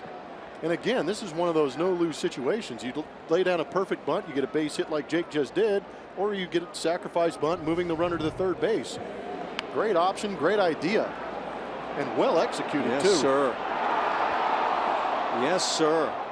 But it wasn't. It was a pretty bang-bang play. Even with his speed, Stephen Wright got on that and made enough of a play to make it close. Jake's wearing the high socks too. Anything to change things, I would imagine. I would never go high socks to get a hit. Oh, you would too. No, I didn't. In a heartbeat. Trust me, I had plenty of opportunities and I did not. Not sacrificing fashion for Knox. Jose Altuve doesn't need to sacrifice anything. He's 1 for 1, a single and a walk. Scored a run. The Astros trying to put something on the board here in this fifth. When they've had success, the bottom part of that lineup does a good job of getting on base to turn that lineup over and get some of these power hitters, Jose Altuve namely, up with guys on base. So if they do catch one, they do clip one, shoot a gap, Jake Marisnik's going to score easy in any of the gaps here at Fenway Park. This ball is just raked down the left field side. It hooks to the seats. A couple of pitches back, looked like Marisnik might have had the notion of trying to run. There's no reason for him not to. But Stephen Wright has gone into that little quick slide step, and that really, I think it puts fear in the runner at first. No, you're exactly right. I think mentally, base stealers, when they see the slide step, the instinct is to shut down as opposed to try and force the issue with the knuckleballer on the mound. Jose lines it into right field. RBI single. Marisnik stops at second, and it's now a 5-2 game here in the fifth inning, and still nobody out. Some nice hitting by Jose Altuve. Tried to turn on the pitch before that to drive a ball down the line to drive in a run, possibly two, but here's fights off a knuckleball going the other way. Is anybody really better consistently than this guy right now in the game? No. Unless they're wearing a Red Sox uniform. Well, yeah. But Altuve is one of those guys that really steps up his plate appearance when he has runners in scoring position, doing a good job of wanting to be in that position to drive runners in. And here's a guy that needs to be one of those run producers as well. George Springer is 1 for 2 tonight. But George was involved in a big play in the game. On base after the single in the 3rd inning. Carlos Correa hit a line drive and George got doubled up. Line drive hit to Pedroia. That started the double play.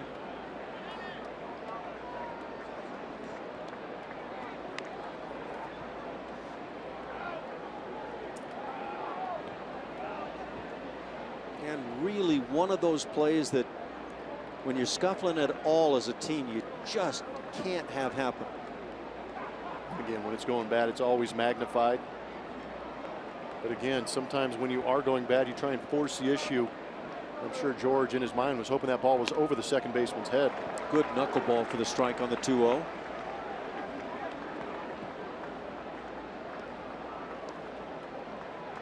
With the 2 hits tonight, Altuve has 48. Starting play tonight, Manny Machado had 49 to lead the league. Xander Bogaerts right behind at 47. Bogaerts has a hit tonight, so he's matched with Altuve. Hit to the gap in right center, and that'll go to the wall, and a big hit for George Springer. Marisnick scores. Here comes Altuve. They will not throw to the plate. The Astros add 2 more. It's 5-4, and nobody out. 2-run double by George Springer. Astros offense coming alive. Great at bats. The bottom part of the order, Castro and Marisnick fighting their way on, turning this lineup over and creating situations to have guys on base for the top part of this order is huge. George Springer right here doing a great job following up what Jose Altuve did with the runner in scoring position. It's an absolute scud into that right center field gap, and Altuve will score easy on a ball this deep in right center field. I don't know why this happens, but on the 2 hits for Springer tonight, that back foot has gotten off of that flat-footed action, and he's come up on the toe and driven through the baseball. And I think the key to that sentence right there is driving through the baseball. George Springer represents the tying run out at second base. Nobody out for Carlos Correa. Carl Willis, the pitching coach, has been out to the mound. They have had their chat. The back foot. Yep. And that heel comes off the ground. That's what you're talking about, Ash, because he does a good job of getting to contact. It's after contact when everything drives through that baseball. That's beautiful. When you lay back with that right heel down, the right shoulder drops under. And anyway, great work by George Springer. Second hit of the night. Carlos Correa is 0 for 2. It was Correa hitting that line drive to Pedroia in the 3rd inning that turned into a double play.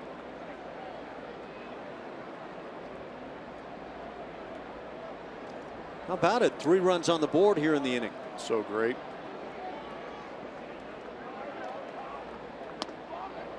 Swing it.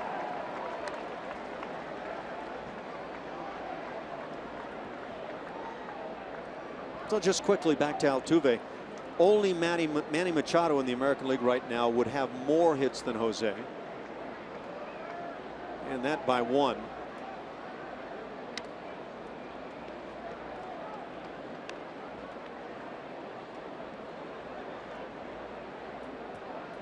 Those 2 RBIs give Springer 19 on the year.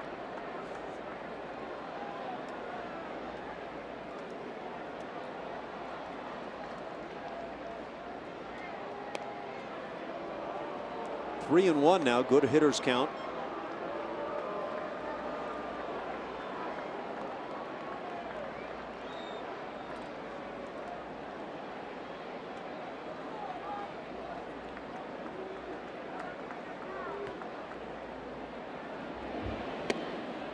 And Correa draws the walk.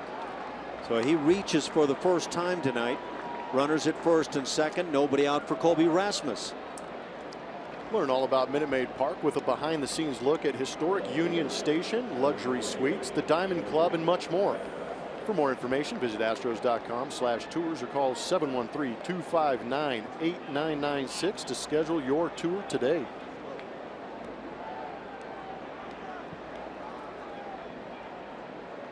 Well, this would be one very sweet turnaround game for the Astros.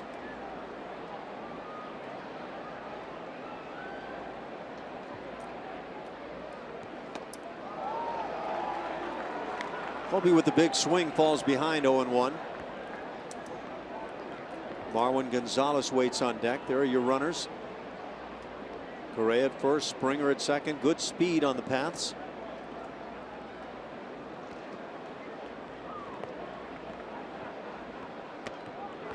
Oh, 2 the count.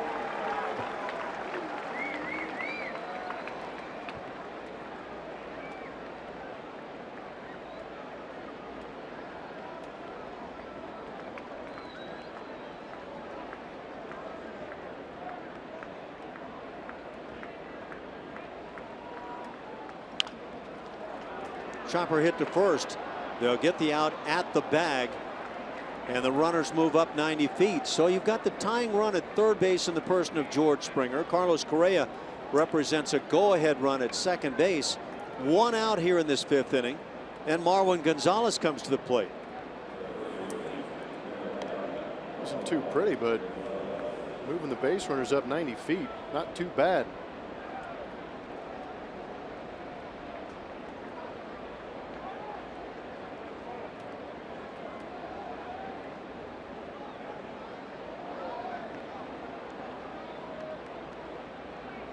Big time for Marwin. Came up with a 2-out run producing single in the 1st inning. He's also flied out. Infield playing back at short and second. And it's standard fare when you've got runners at second and third in this scenario.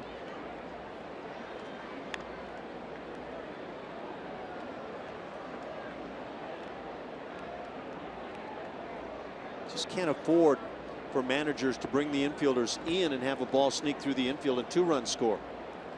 Yeah, don't want that big inning. Pitch hit in the air down the left side toward the seats. Shaw can't quite get to it. Xander Bogaerts gets in that spot as well. Don't know how much that flag up above us is still blowing, but infielders on a couple of occasions have come up a little shy of these pop-ups that have found the seats.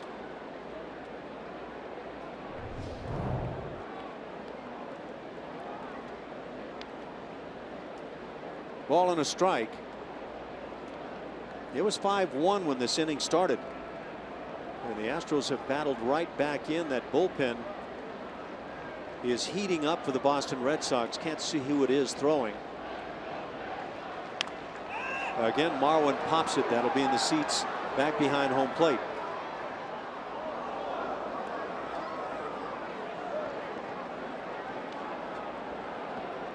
One and 2 the count.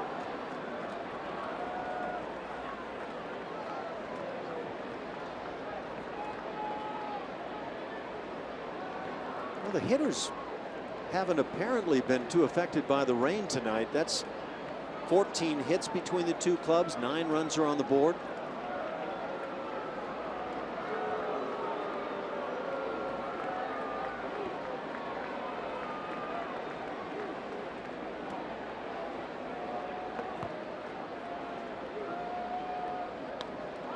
And Hannigan has this one kick away, but not enough for Springer to come to the plate. And that battle is waging behind the plate for Ryan Hannigan.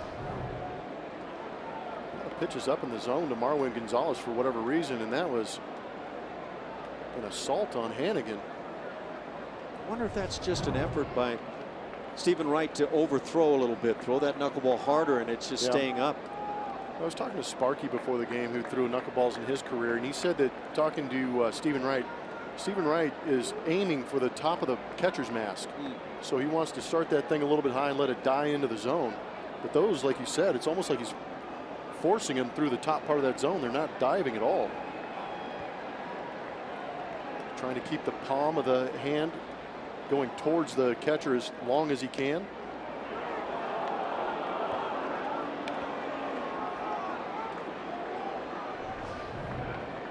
Knuckleball darts under the knees.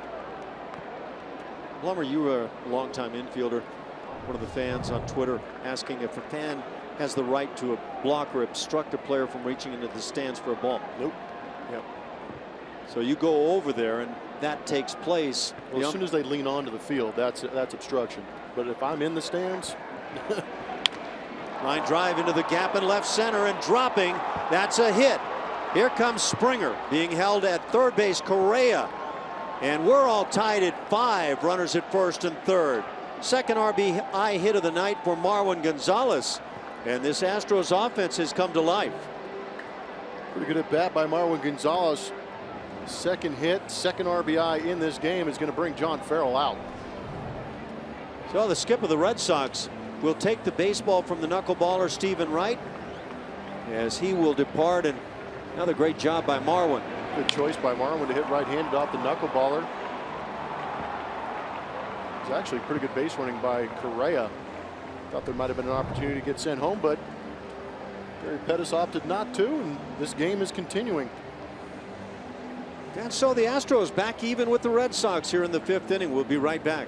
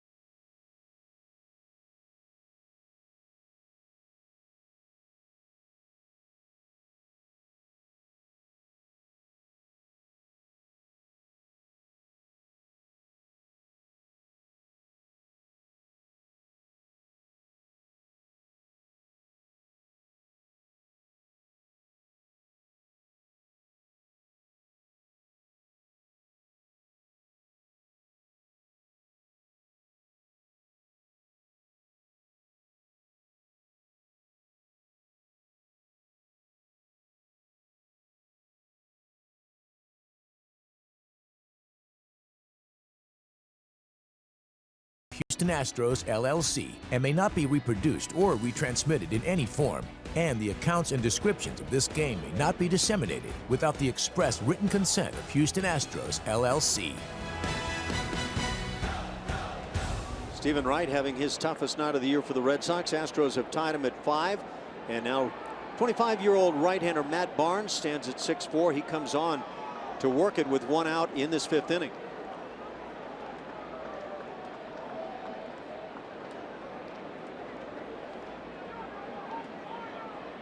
Faces Luis Valbuena, 9th hitter of the inning.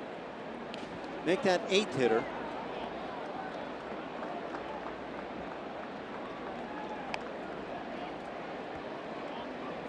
It's Carlos Correa down at third base. Marwin Gonzalez, who just came up with that big hit at first base. And of course the Red Sox infield playing for 2.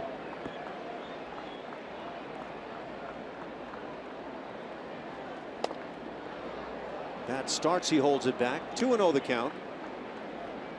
95 on the heater from Barnes. He's also got a changeup, curveball, and a slider. That was a hard slider. These are the arms you get so much of the time now when you get into bullpens. Ain't that the truth? Popped up on the left side. It's a big out. Shaw moves into fair territory to make the catch, but the runners have to hold, and now 2 outs as Carlos Gomez comes to the plate. If there was anything positive, it wasn't a double play. That's the one positive. Give yourself another chance.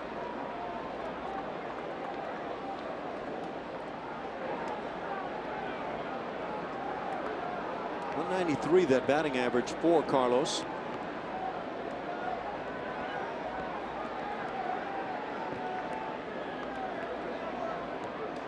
Well, they've got an interesting note on the board in center field on Carlos Gomez, comparing him to Mike Trout, as Gomez and Trout being the only two players to total 50 home runs and have 100 stolen bases between 2012 and 2015. There you go.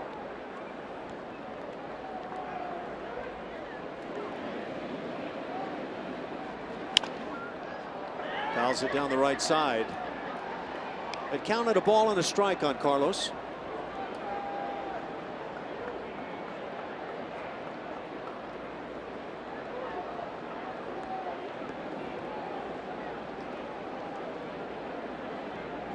Gomez 0 for 2 tonight, has popped out and struck out.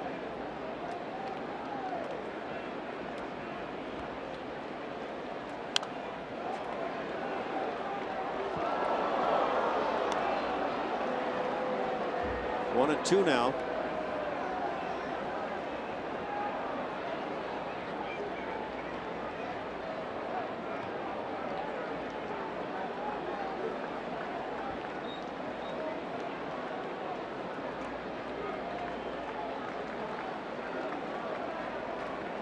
Another one of those scenarios where less than 2 outs and a runner in scoring position. Marwin on the move. They'll let him steal second base as Hannigan fires on down to third base. Alertly, Correa back in. So it'll be a stolen base for Marwin. Smart move by the Astros. Send Marwin if he gets thrown out. Carlos Gomez leads off the next inning. If he makes it, he's got 2 runners in scoring position with an opportunity to drive in 2 with the base hit.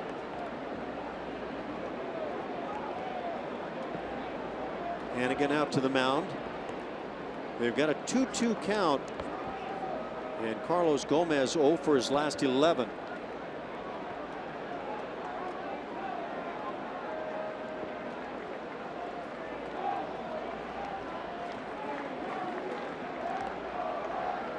From the stretch, Barnes brings it, and down on strike, second time tonight. Gomez. That'll do it. 9 come to the plate. As 4 score, the Astros have caught him at 5.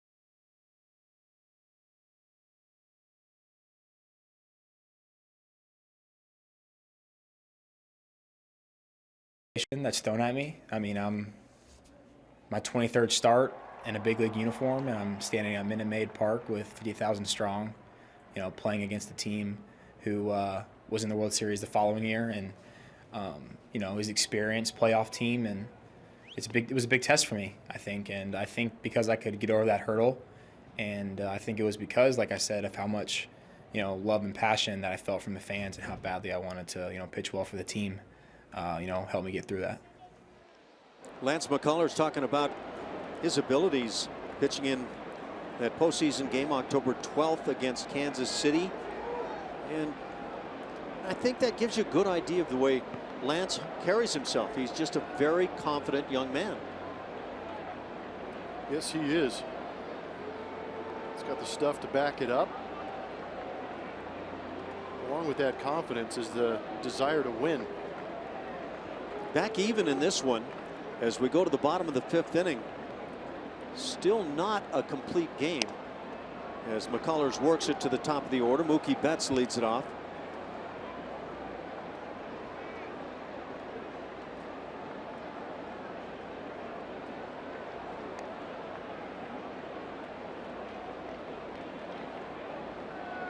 A lot of times when you're talking leadoff man, and that's what Mookie Betts is, people will talk about on-base percentage being critical, and it certainly is.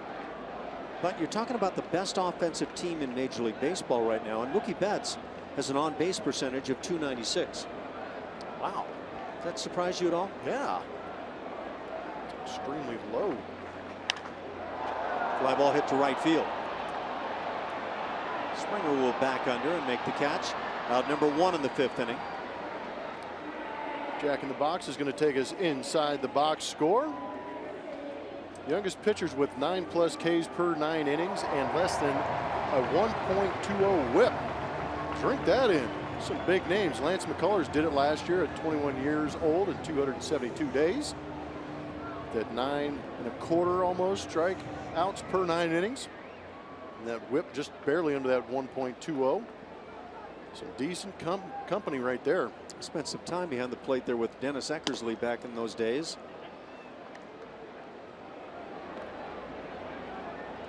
With 1 out, Dustin Pedroia at the plate. Just a bit outside.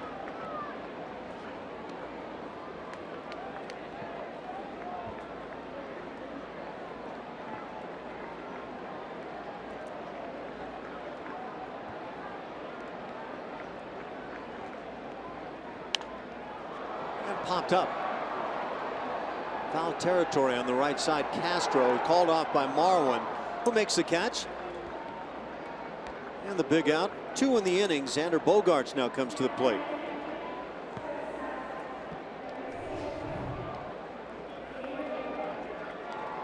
Crisis averted, thankfully.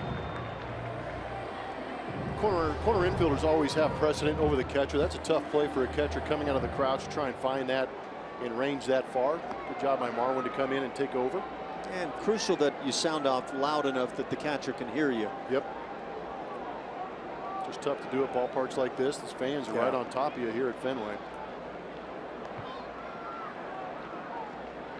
What'd that feel like down at third base here in this ballpark? And I guess first almost the same, but just almost surrounded by fans down there. Yeah, you are. That foul territory gets on you in a hurry, and especially where the ball girl is down the left field line. Those stands come jutting out extremely quick. Scott Feldman loosening in the Astros pen, which likely says this could be the final inning for Lance McCullers. 81 pitches now. Last night you said likely between 75 and maybe 90 pitches. That's a reasonable number. And I think last time Lance pitched in the minor league game, it was right around 68, 70 pitches when he came out. Brain Trust getting together, talking it over. AJ's got to feel better seeing this offense come to life, seeing Lance McCullers on the mound. Again, I mean, it's not going to be Lance's best start of his career by any means, but again, battling through that second inning to still be on this mound right now tells you a little bit about the makeup of the young man.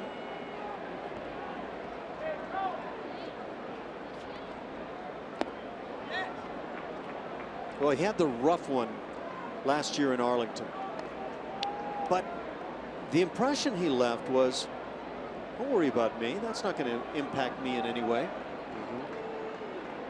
It's going to happen. The big leagues are tough. Best players in the world hanging out here.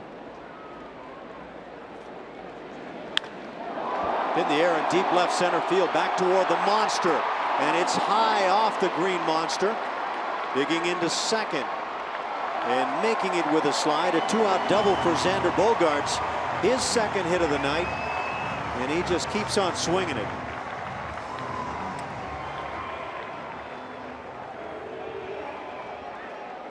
This kid's been swinging a hot bat. He's something. Man, he's an impressive athlete. But he stayed through that one nicely. I'm not sure what he put his hands up, kind of like where'd it go? He doesn't know where it is. That's what it looked like. My goodness. I'll tell you where it is. It's going like a lightning bolt off the left field wall. Usually it's that ball that goes down the opposite line that you'll lose. Yeah. You get it off the label or off the end of the bat, not something you square up. So a 2-out double has Bogaerts in scoring position. David Ortiz coming to the plate, and the Astros want no part of Big Papi. They'll put him on intentionally to face Hanley Ramirez.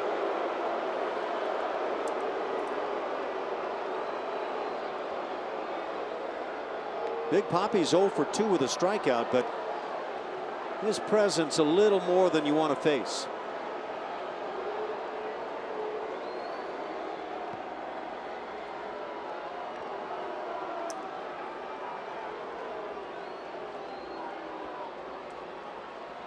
And the 4th wide one. So Ortiz will head on down to first base. And now A.J. Hinch is coming out to the mound. And he is pointed to the bullpen. I thought for a moment he's just going to come out and talk things over, but that is not the case. McCullers is done with his night. Right at 89 pitches. So there you go. And you nailed it at 90 pitches, maybe as the high end. So that's it for Lance. Great to see him on the mound tonight, throwing the ball well and as competitive as ever, as now Scott Feldman will jog it in and work here in the 5th inning.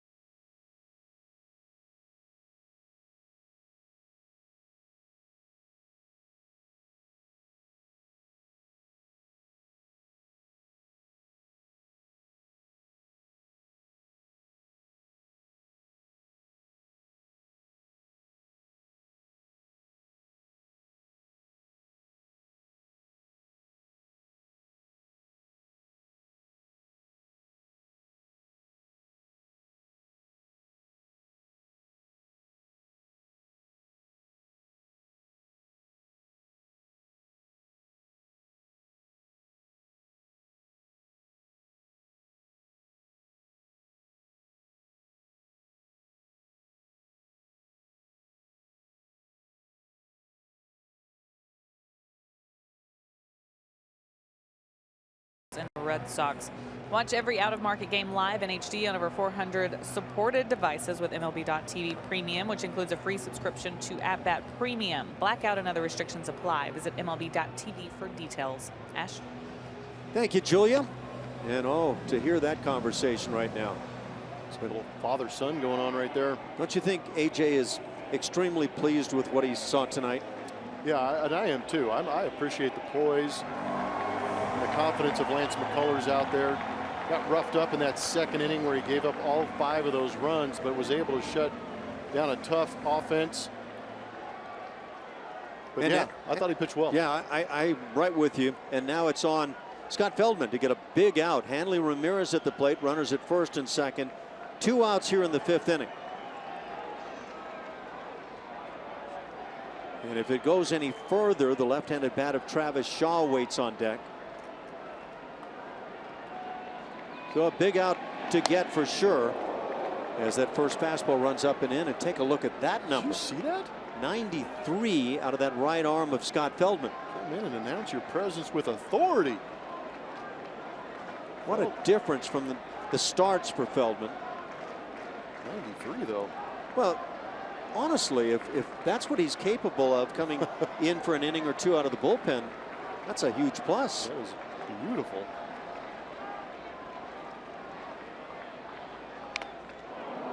And again at 93, and a little sinking action to go with it. Pretty good movement to it, and there's a lot of force behind that from Feldman.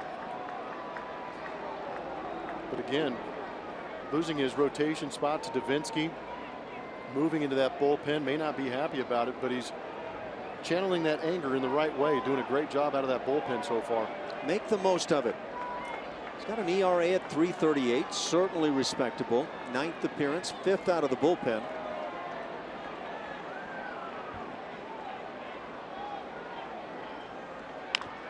Slider tapped to third. Valbuena sprints to the bag and just does win that race. And so Scott Feldman comes in and gets a huge out as he gets Hanley Ramirez on the fielder's choice. We played 5. We're tied at 5.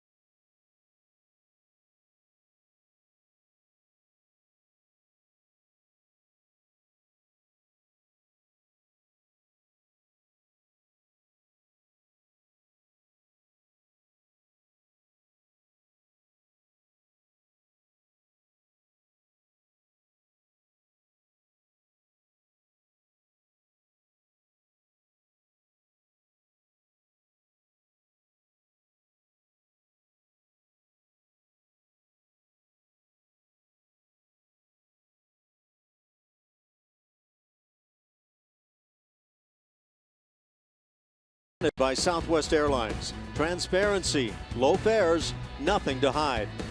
By Jack in the Box. Taste the Jumbolicious Jumbo Meal before it's gone. Only at Jack in the Box. And by Academy Sports and Outdoors, donating $100 for each Astros home run and $200 for each Correa dinger to Houston Children's Charity.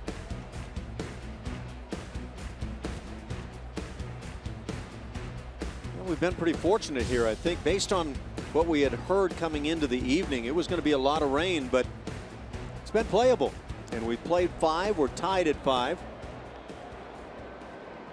Here in Seattle of the East Coast. That's what it looks like, doesn't it? Jason Castro leads it off. He's in the 8th spot. He has doubled in 2 at-bats, scored a run. That was the 2nd for Houston.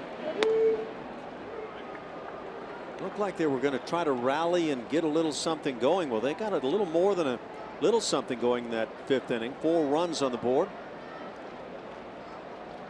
Started with this man, leadoff double.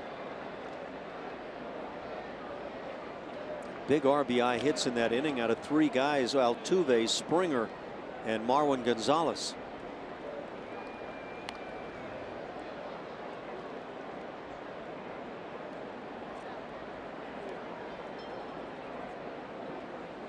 Right-hander Matt Barnes, 2nd pitcher of the night for these Boston Red Sox.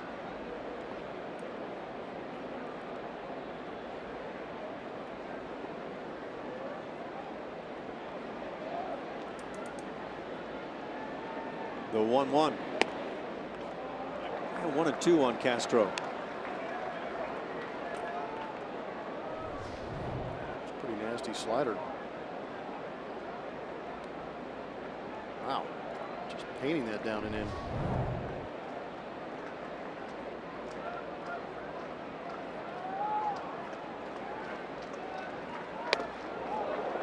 .96 on that heater.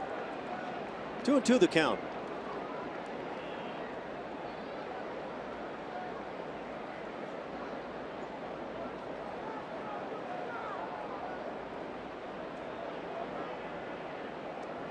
Well, that was impressive to see Scott Feldman come in and bring it the way he did to get that final out of the fifth. I agree. I did not anticipate 93 out of that right arm. Castro lines one into center field. His second hit of the night as he gets things going in the 6th inning.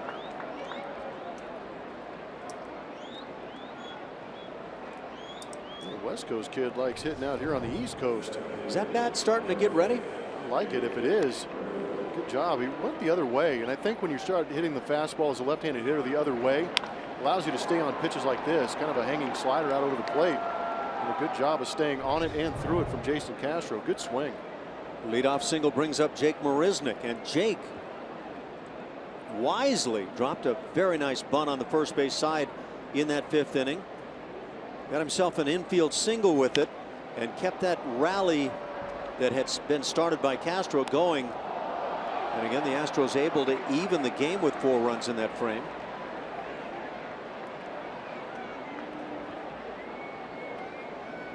It's a guy that the Astros would love to see get the bat going again. Such a valuable player defensively and on the base paths.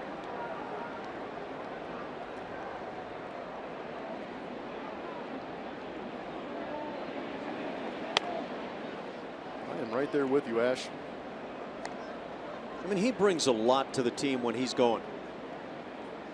Seems to have a good rapport with the guys in the clubhouse too. He and George Springer seem to be kind of that tandem that is the life of the party. Likes the occasional Pinot. Oh, he does. And you had to see that that little ad of his, right? That was a good little commercial spot. Tries to bunt again, bunts through it. It's 1-2. Yeah, he has, in my book, become the new most interesting man in the world.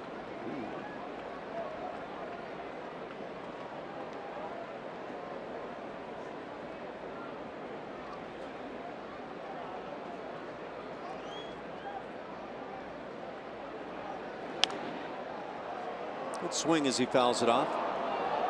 Again, 96.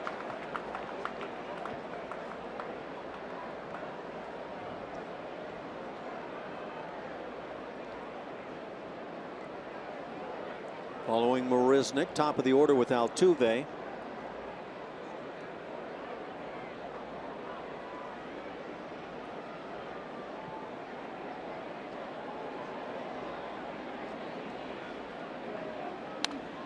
Again, a good swing.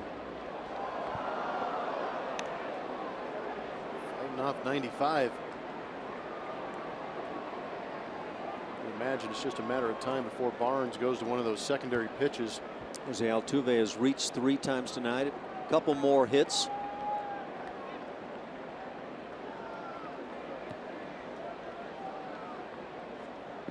Don't forget that last year Jake Marisnick slammed 9 home runs.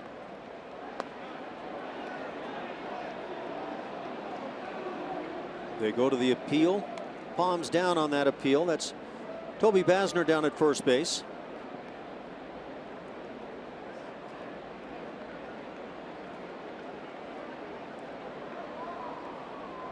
Two and two the count.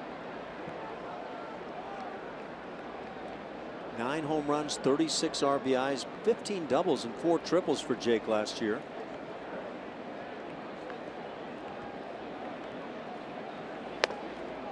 All while playing as good a center field as you want to see. Man, a phenomenal play out here last year up against that green monster, crashing into the out-of-town scoreboard. For me, the most dangerous catch I've witnessed in a long, long time. Yeah, there's just too many things that can go wrong up against that scoreboard out there in left center field.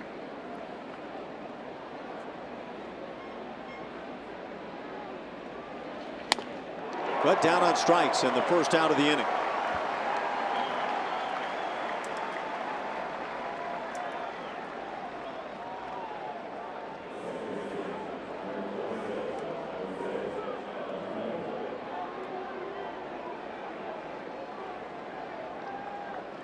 With one out, Altuve stands in. A couple of singles tonight. He has drawn a walk. He's scored a pair of runs and driven one in. So he's doing what he does so well.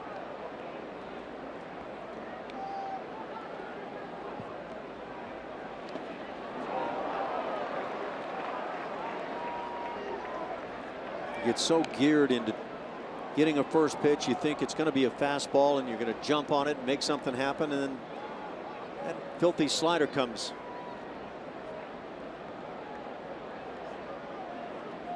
It's almost like Altuve had that grin on his face, like, okay, you got me. I'm still in this AB, though. See who wins this thing.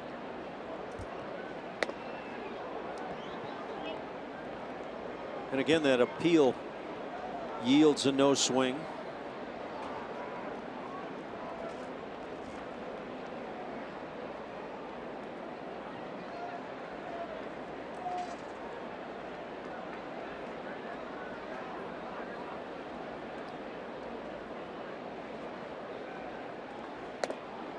This time he brings the heat up and in. 2-1 the count. With runners on base this year, Altuve hitting .298. But overall, .336. And don't forget the 9 big home runs, 23 RBIs. And if you like on base percentage, .422 right now for Jose.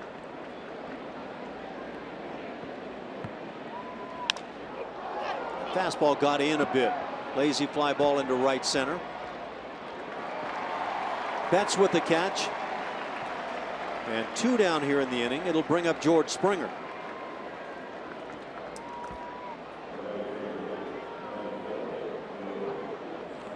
It's the first time the Red Sox get Altuve this evening.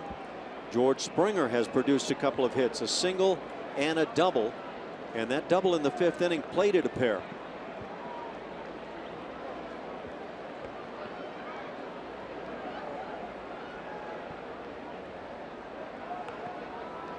I'm ready for a Springer dinger here. Has 7 on the year. And he's playing in front of his family and friends.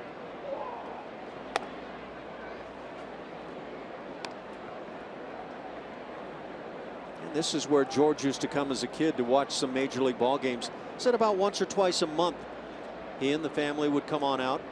Not bad. It's always special playing in those ballparks you used to attend as a kid.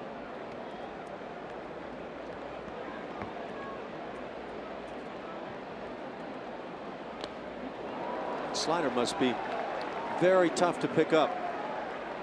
It's a late break out of it too for Matt Barnes. Plus, when you're geared up for 96, it's tough to slow down and adjust to that slider.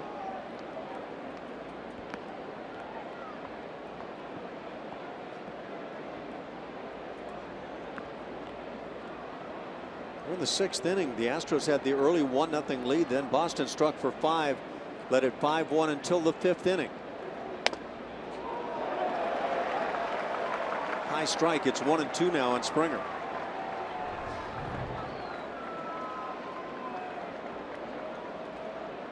Ooh.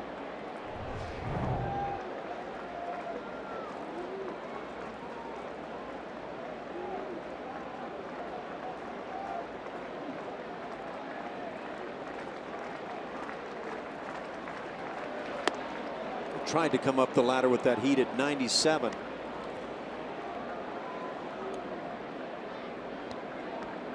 And that light rain continues to fall here at Fenway.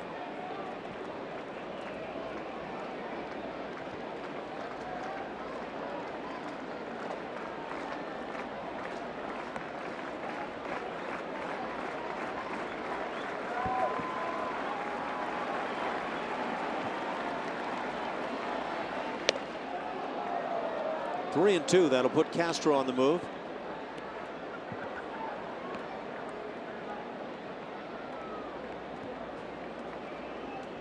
Carlos Correa still waiting for his first hit of the night. Waits on deck.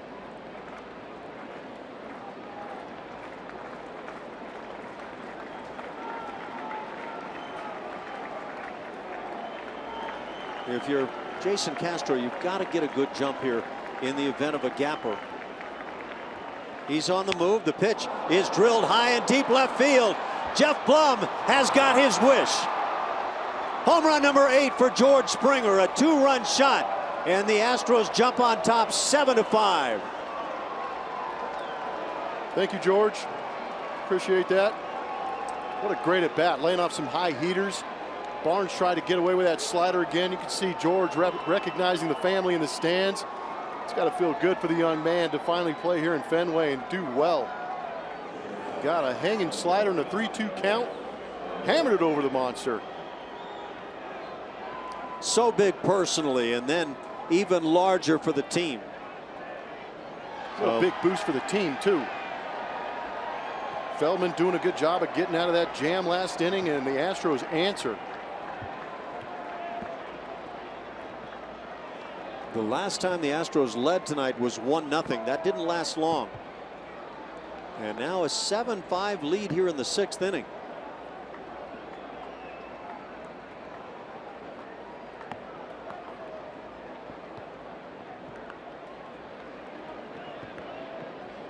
Three hits on the night for George Springer.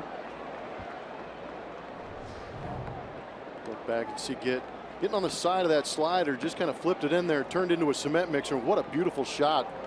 Pausing at contact right there. Beautiful job by the guys in the truck to let everybody see that he barreled that up nicely. Head down, recognizing. George has been swinging the bat well.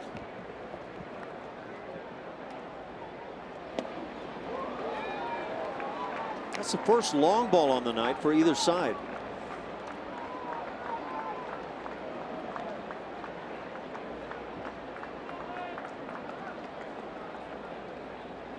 Springer had 2 hits last night, going 2 for 4. You know those emotions have to be sky high right now. Ground ball up the middle. Carlos Correa has a knock. His first of the night. The 2-out single brings up Colby Rasmus.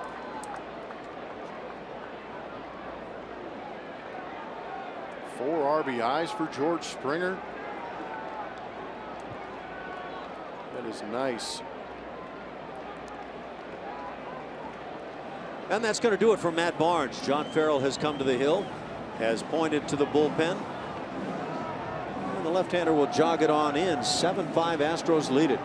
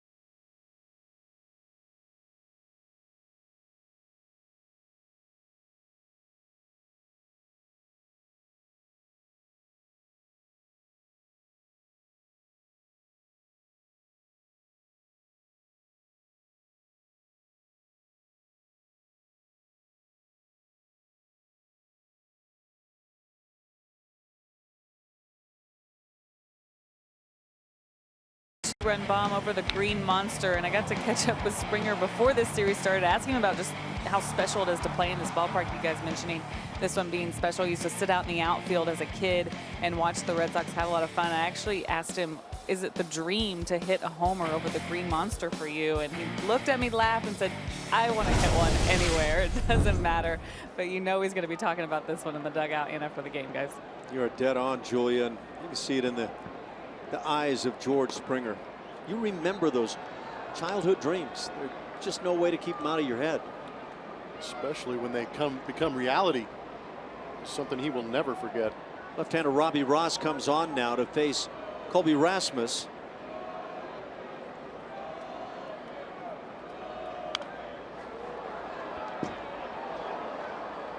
There's something about that kid that comes out to the ballpark and sees the home run and sees the great plays, and you just have that memory that's so golden, and now you live it out.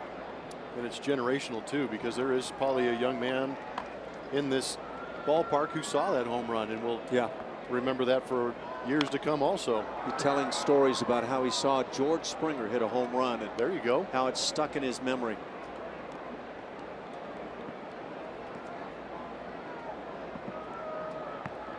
And for mom and dad, for that matter. Can you imagine what that must feel like?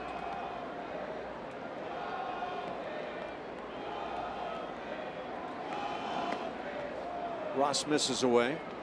1-2 on Rasmus.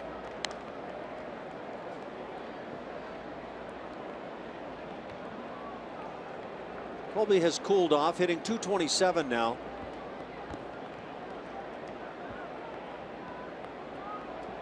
Seven large home runs on the year for Colby. Rams one to right field on a line and deep, but able to get back and make the play. Mookie Betts. Nice reaction defensively, and that'll do it for the Astros in the 6th inning. But George Springer had his swing.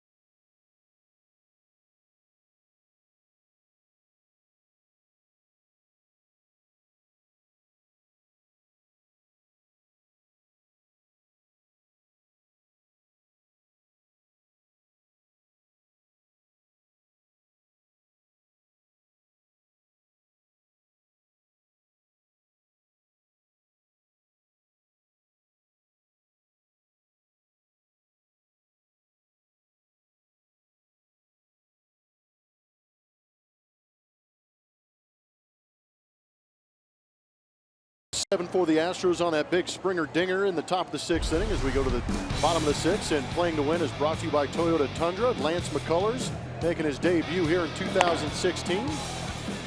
Was only able to go 4 2/3 innings, but battled through a tough 2nd inning that saw him give up 5 runs, but the other 4 innings were all zeros. Ended up throwing 89 pitches. We saw some quality pitches from him with that fastball right around 93 to 95 miles an hour.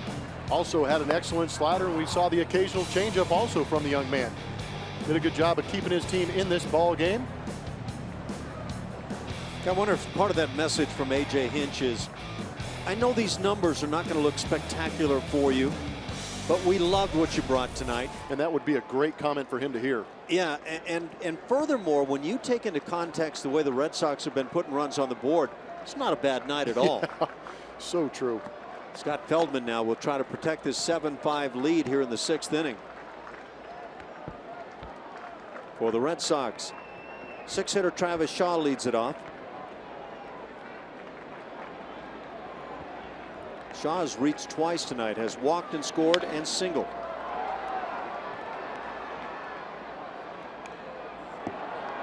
When he singled in the 3rd inning, he tried to stretch it into a double. A ball hit off the wall in left field, but Colby Rasmus able to fire into Correa, who then threw on to Altuve as they nailed Shaw trying to stretch into the double.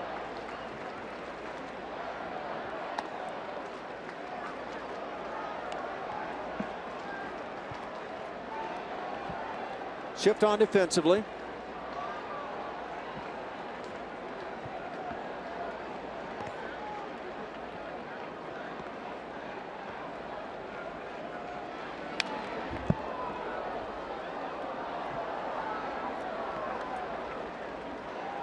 Travis Shaw has had a very nice start to the year, hitting .326.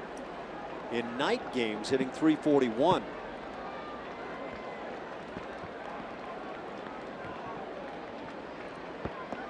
And for Shaw, last night was the 100th game he's played in the big leagues. Hammers one deep center field. Gomez back, but there's not enough room to get to this one. And the Red Sox instantly put another run on the board and make it a 1-run game on the home run by Travis Shaw. It's now 7-6.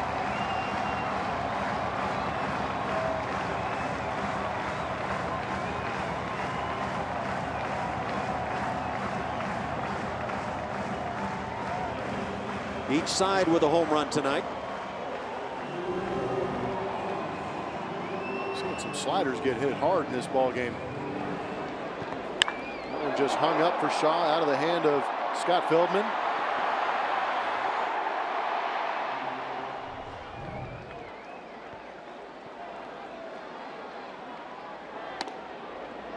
And now another left-handed bat, Brock Holt.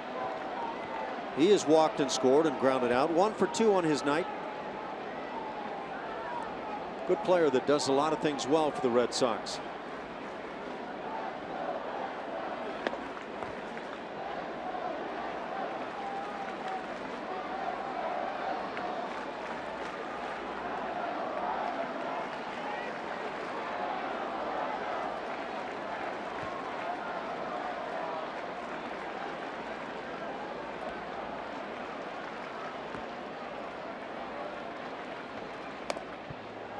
Two balls and a strike.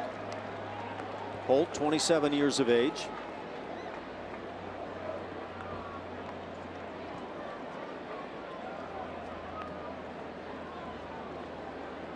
Debuted back in 2012. That with the Pirates.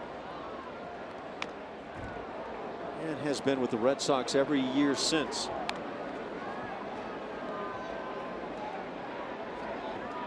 In 2014.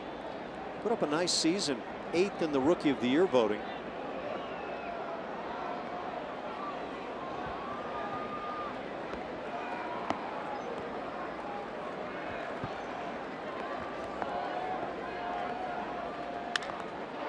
Holt lines it to left, but Colby is positioned perfectly.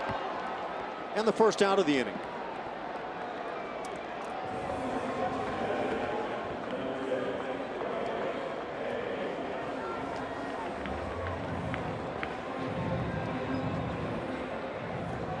Tomorrow's game and Sunday's 12:05 starts. Tomorrow it's Colin McHugh against right-hander Clay Buchholz, and on Sunday young right-hander Chris Stavinsky goes against Sean O'Sullivan, a right-hander for the Red Sox.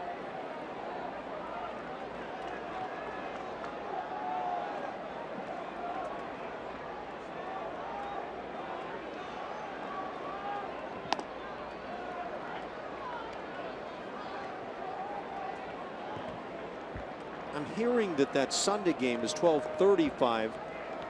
Our Astros notes have 12:05, so we'll check that out. Ooh, that's your half an hour of sleep. Oh, so you like that? Yeah. So 1 o'clock's not okay with you then? Day games are not okay with me. We'll check with the commissioner, okay? Yeah, well, call Rob and tell him I said it. Although on getaway days, play the day game. Those night getaway games are awful. This is getting really confusing for me. What do you need? We playing day games or not? Only on getaway days. Okay. Please. And put a roof on every stadium. Okay, well, the Boston Red Sox notes confirm the 12:35 start Central Time on Sunday. So these two organizations not getting along note-wise. These guys need to hash that out. Slowly hit chopper on the left side. Valbuena makes the play. Second out of the inning. And it brings up 9-hitter Jackie Bradley, who has doubled in 2 at-bats.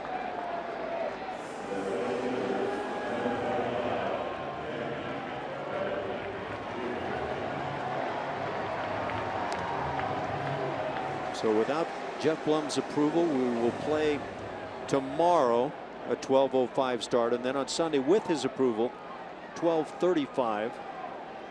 Yes, you are correct. How do you feel about them? You know what? I don't mind day games. I like having evenings. You would. Doesn't mean we can't get along. I was going to say, you just don't want to hang out with me. Tough break. It's in your contract.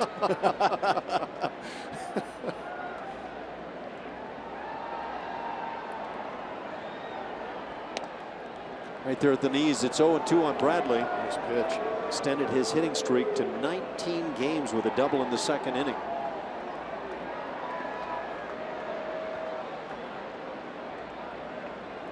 Well, let's update you a little further. Make sure and tune in for tomorrow's pregame at 11:30.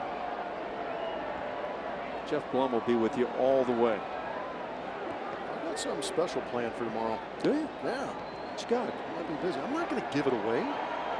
It involves Red hot chili peppers would you know, suggest otherwise, but you go ahead and do your thing. Wow, that would be a big surprise. Me and Anthony Kiedis out there taking fly balls off the Green Monster. You are such a name dropper.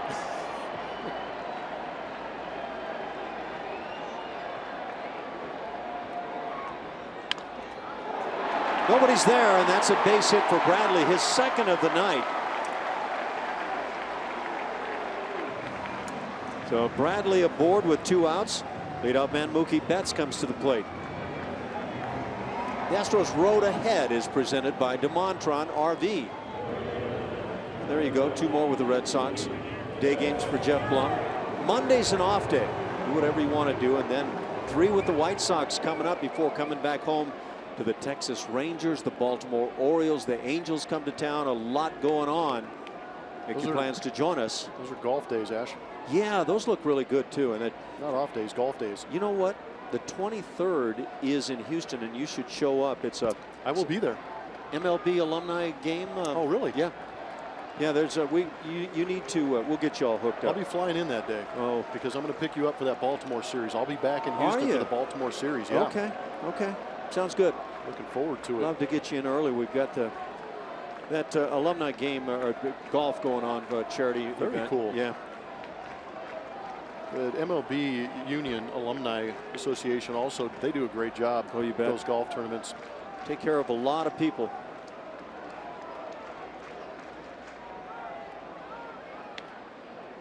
Mookie Betts is 1 for 3 tonight with an RBI.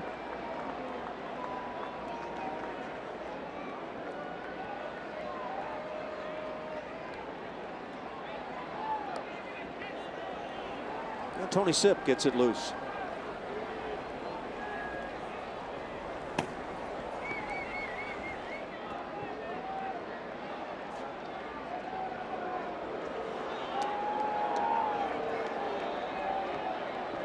I guess bottom line is you hoped it would be a battle tonight, because otherwise, where the Red Sox have been scoring and playing, you might find yourself on the other end of that thing. But good battle going on.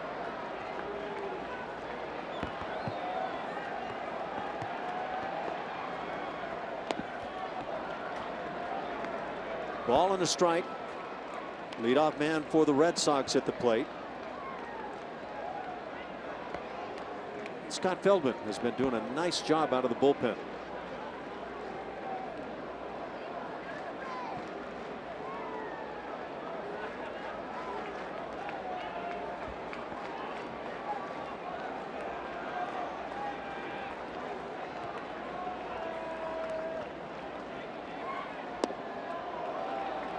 talking about Jackie Bradley Jr. and that batting average that has jumped over 100 points over the last 19 games for him. 336 the batting average now. The Red Sox appear to have found their center fielder. Their right fielder now, Mookie Betts.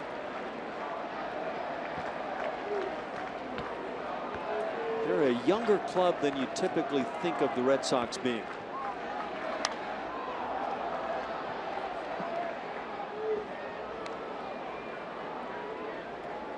Maybe I should speak for myself, but they still have the veterans Ortiz, Hanley Ramirez. Dustin Pedroia would be in that category. But it's a nice blend for John Farrell.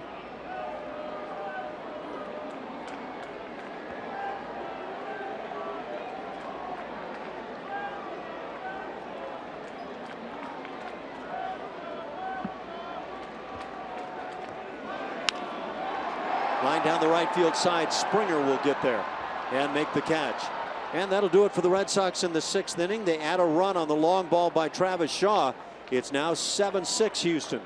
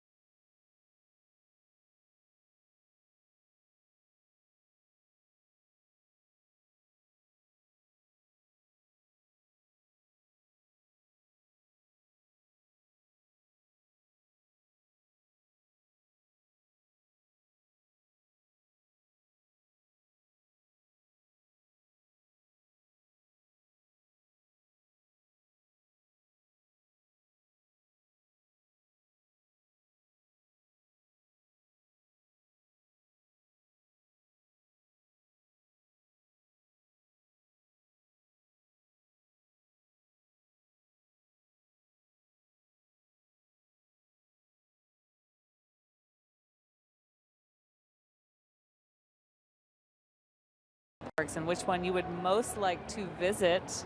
Fenway Park's just running away with this one tonight. 59%.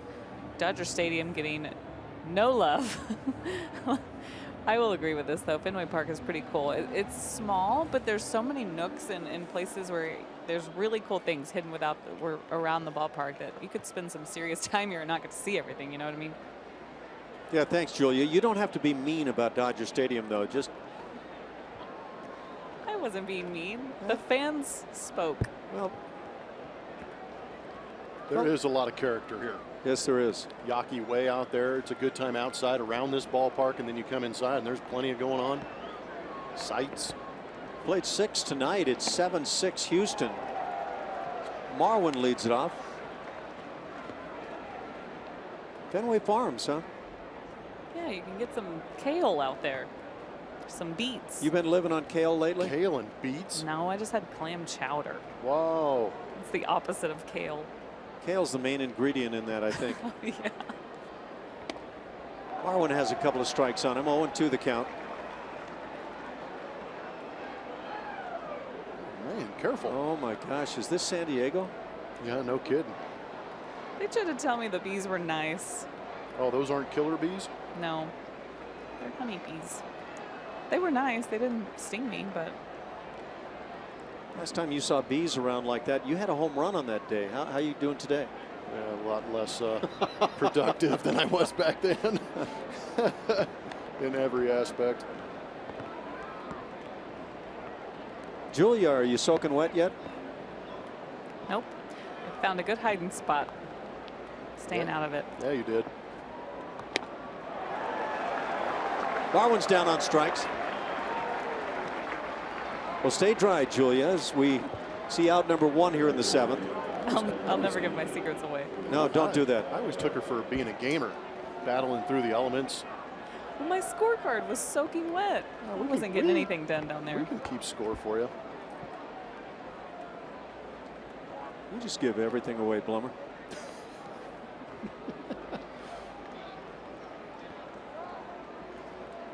There are some resolute fans here in Boston.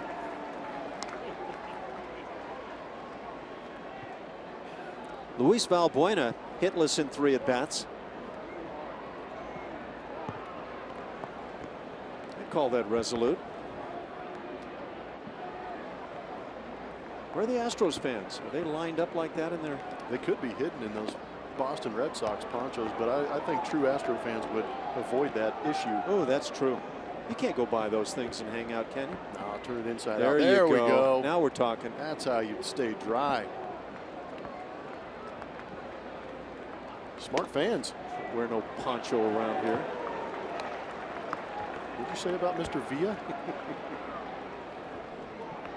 Yeah. Boy.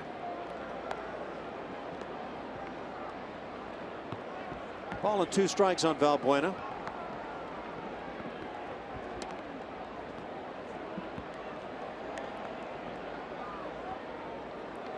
Robbie Ross hanging around for a 2nd inning.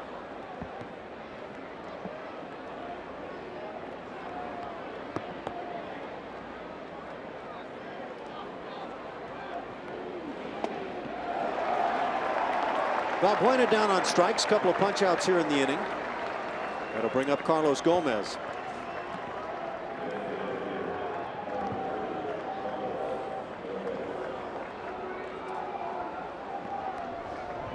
Ross is looking pretty good.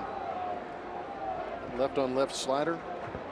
Once you start that swing, it feels like that pitch just keeps going away from left-handers. For the fans watching that great shot there of the slider thrown, that spiral on the back end of the baseball. Gomez hits it in the air to left field, not deep enough. Holt makes the play in a 1-2-3 inning in the 7th. As we go to the stretch here in Boston, 7-6 Astros.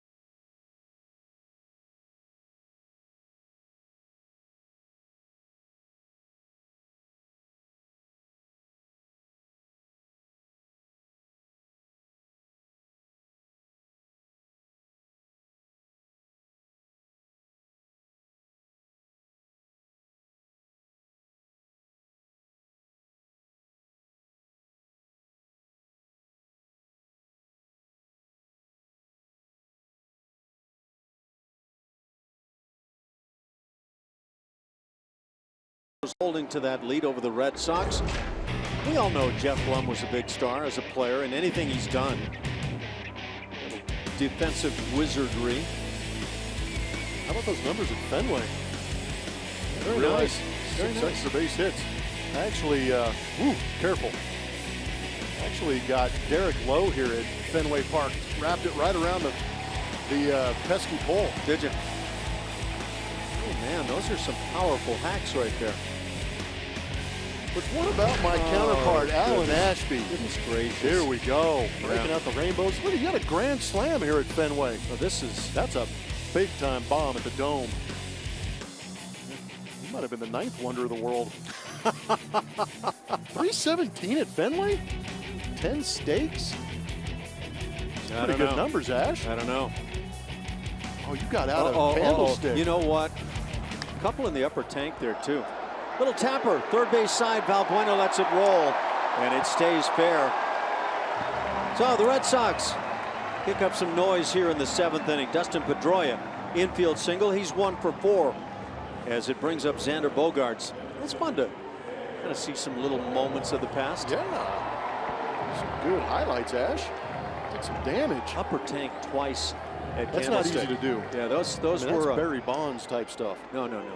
But Mike Krukow, longtime broadcaster with the Giants, always reminds me.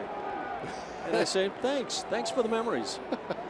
It's good to have those people in your life. You bet. Pedroia aboard. Xander Bogaerts at the plate. Scott Feldman still on the hill.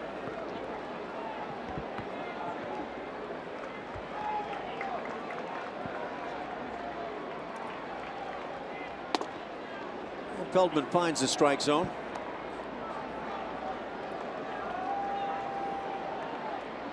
Lance McCullers started his return to the club, and hopefully everything is good on track for Lance come tomorrow. That's kind of been the problem since spring training, that day following throwing. Scott Feldman has worked an inning and a third.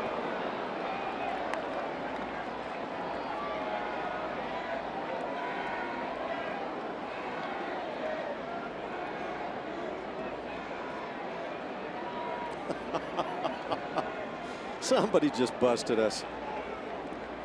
With what? Nice to be able to fit two people's highlights of their careers into a 30-second spot. Hey, at least we got them. You've been thinking of that. No, I'm used to fending them off.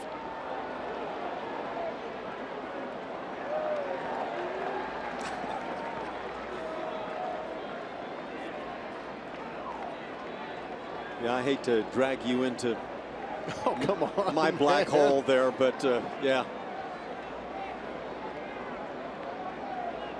Now they want to know where's Julia's highlight reel. Well, Julia. Yeah, where is that Matthew McConaughey stuff? That's right.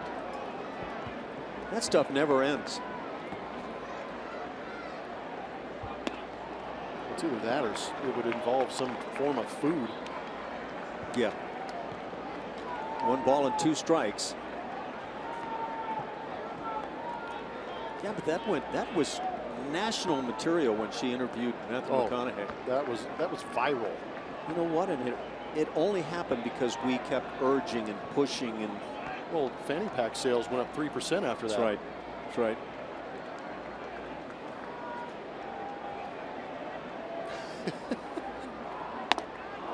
And Feldman gets his man. First out of the inning, a big strikeout on Xander Bogaerts. I agree. Very big strikeout. Here we go. You ask and you shall receive. Knock it down, throw him out.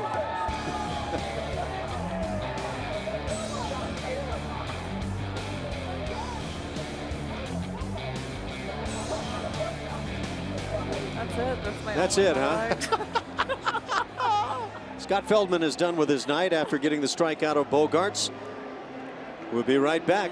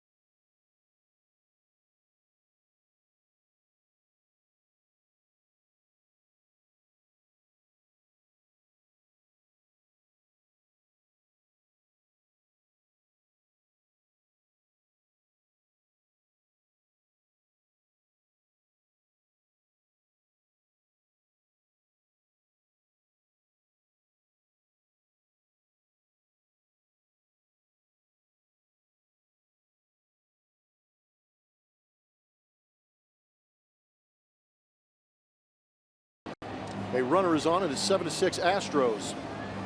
Get a gift for the Astros fan in your life and have your special message become part of Minute Maid Park forever with the Houston Astros commemorative brick paver program. Visit astros.com/bricks for more details.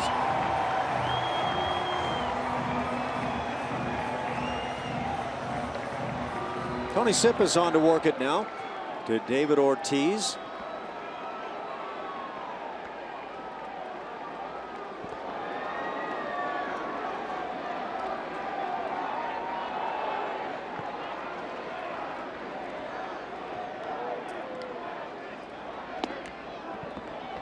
Not a bad pitch to start with by Tony. Good location on that slider down and away. Nonetheless, falls behind 1-0. Left-hand hitters are tearing Tony up. He's had great success against the righties. Good numbers against Boston.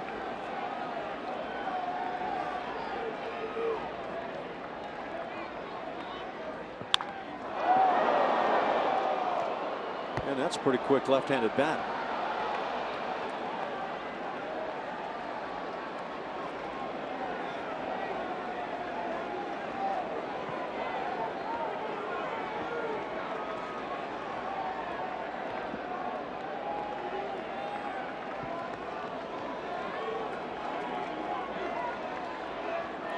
.314 that batting average for Big Papi. And here he is in his final year in the major leagues and still leading his club in RBIs. Like you said, quick hands too. You know, if he continues to put up numbers like this throughout the course of the year, there's got to come that temptation to say, hey, maybe I could do this again. Or is it finish on that high note, so to speak? And that's a good point.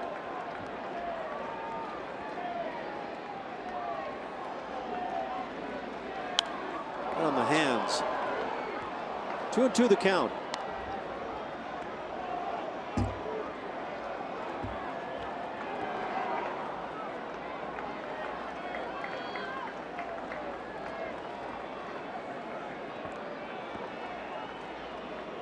Very unique dimensions at Fenway Park. See that gap in right center, 420 back to the wall.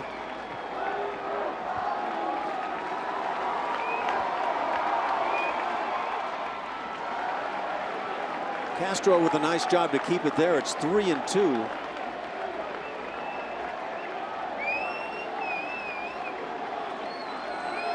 We'll see if the Red Sox are inclined to run with Pedroia. Bullpen's out in right field, and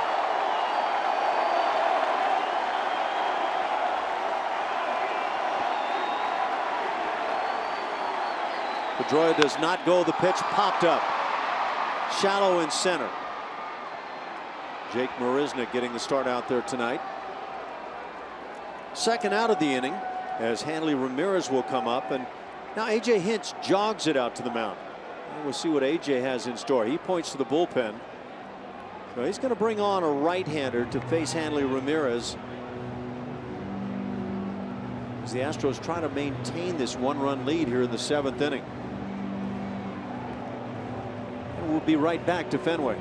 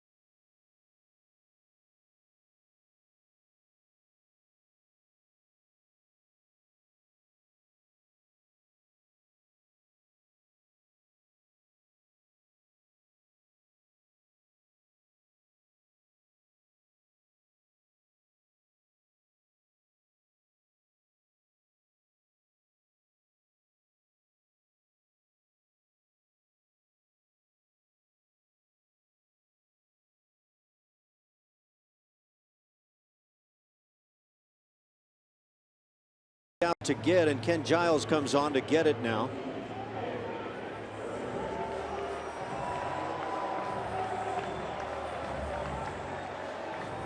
How do you square up those 18 strikeouts in 13 2/3 innings and a 7.90 ERA?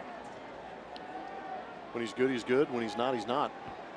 I'm not sure. I just think when you make a mistake with a flat 95 miles an hour in the zone, the big league hitters get a hold of it.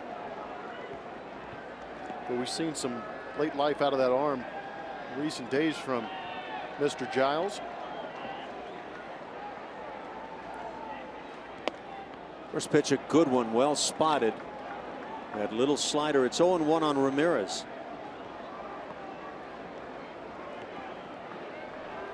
Yeah, if you plant the seed that you can locate your slider like this, it'll make your fastball a little bit better too.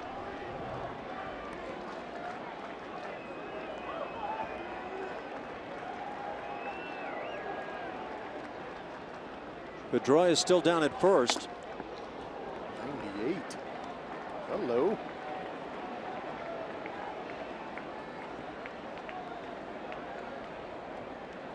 Always had that question. Why some guys at 97, 98, you come back and say, I saw him well. And then somebody else at 93 and you just can't pull the trigger on the guy.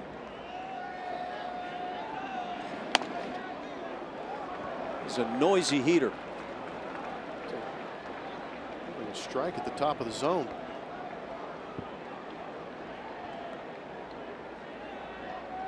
I wonder if the umpires, as they review their nights behind the plate, can't take this viewpoint that when the pitch is at the catcher's mask, it's going to be within the strike zone.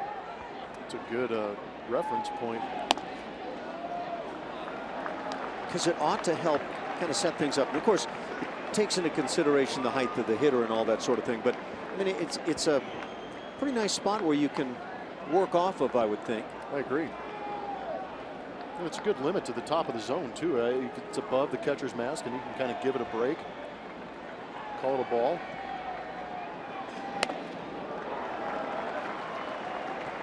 Not sure Hanley believes that was ball 4. They would do it with 4 balls. We recently saw the Astros. Who was it? Kobe Rasmus? Somebody got a 3-ball walk. Might have been Jose Altuve. You don't get them too often, but when you do, take advantage of it. Take advantage. So now Brent Strom's going to come out after that walk issued by Giles, putting runners at first and second.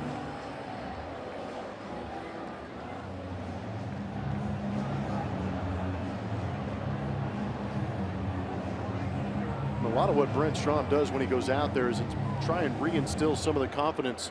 Let Ken Giles know he can do this. He has the stuff. It's all about getting the pitch, believing in the pitch that's called, and executing the pitch that is his job. Still a big out to get, and now the left-handed bat of Travis Shaw. Shaw is 2 for 2 on the night. He's also walked, and that second of his hits, 2-run home, make that a solo shot that came in the 6th inning. And for Shaw, his 5th home run of the year.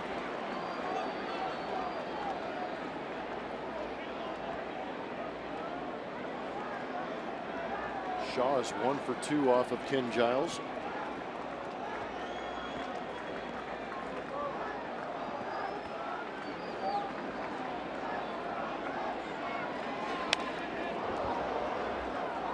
That is a good-looking hack right there.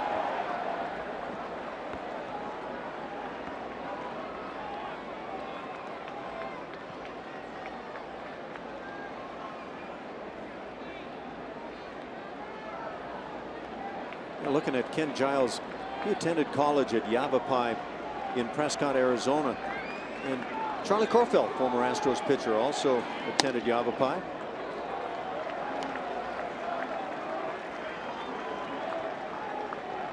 So Chickpaw went to Yavapai? Chippewa, yeah. Don't go crazy with that. I couldn't help it. You know what? Cole Calhoun also attended. Pretty good ball player for the Angels. Billy Hatcher, Charlie Kerfeld. Wow. Kurt Schilling. It's a well-located heater at 97. And a 2-2 count. Pretty good alumni. That is.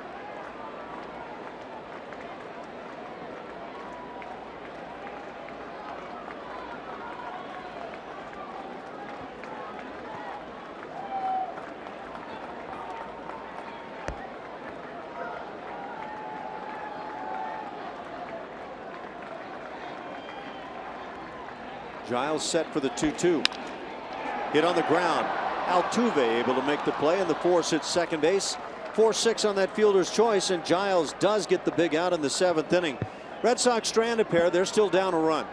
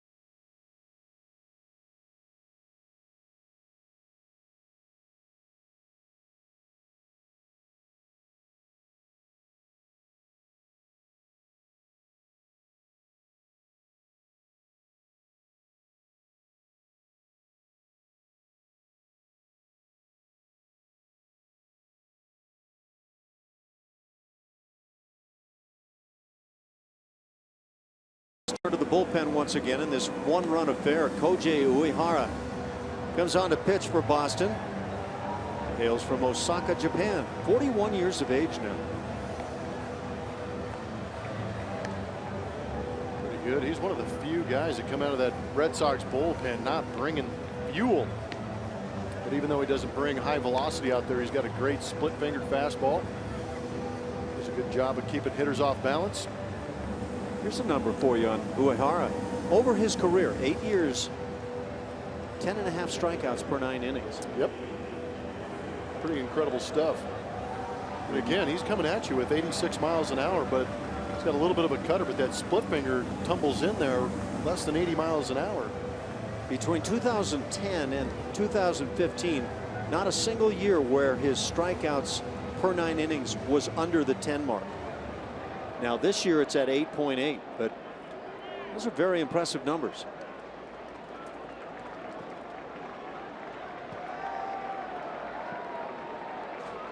He will face 8, 9, and 1.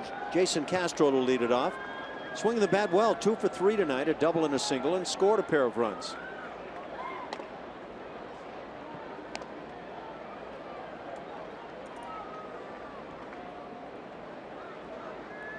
Uehara was so good for the Red Sox in 2013. He finished 7th in the Cy Young Award voting, and even factored in the voting for the most valuable player in the league. He was 19th.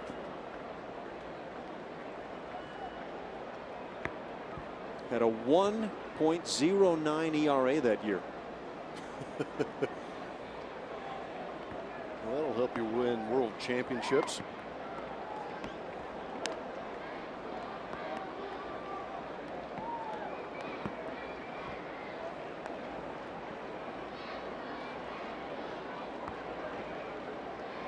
This Red Sox organization, after a long dry spell, 3 big world titles here in the 2000s.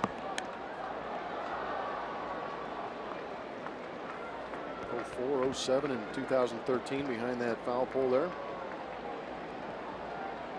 Roger Clemens on that 86 team. Well, that was quite a ways in between 1918 and 2004.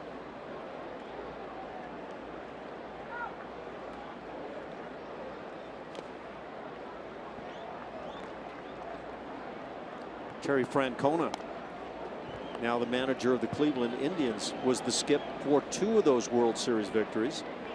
The other, John Farrell, in his first year with Boston.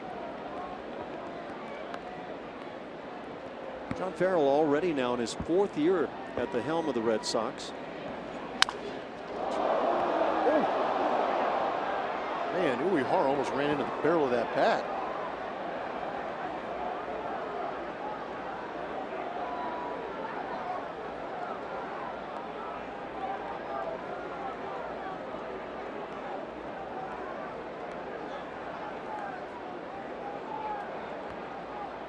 Jason Castro immediately provided a new bat by the bat boy. It's weird.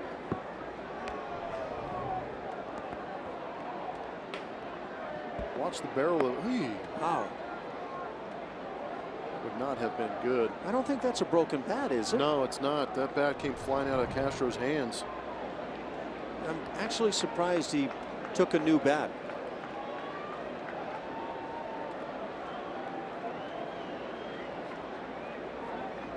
Rain had a little bit to do with that.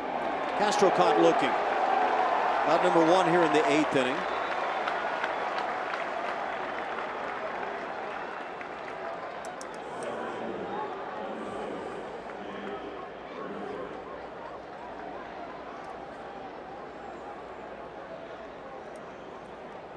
And it brings up Jake Marisnick in that 9 spot. 1 for 3, a bunt single and scored in the 5th inning. That was the big 4-run frame. The Astros picked up a run in the 1st, 4 in the 5th, 2 in the 6th inning. And those 2 in the 6th inning compliments of home run number 8 on the year by George Springer.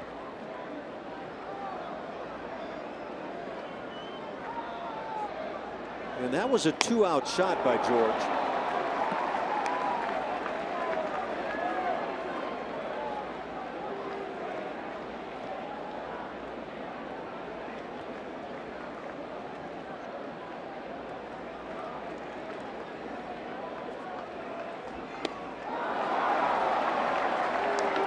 Fooled out in front on that one. Yeah, that's that split finger. It was Uehara's go-to pitch to get a swing and miss.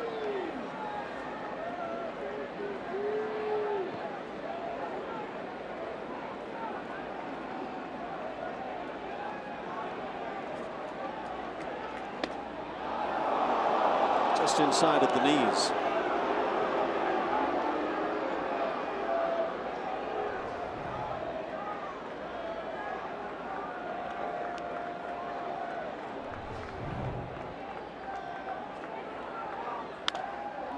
Popped up on the left side. Bogart's backing and now called off by Holt. 2 down, top of the order with Jose Altuve.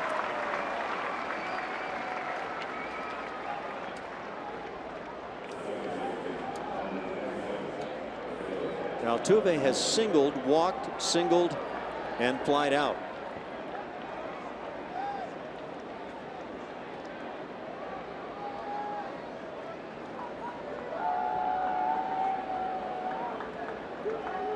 Here are your numbers on Altuve. He's hitting .333.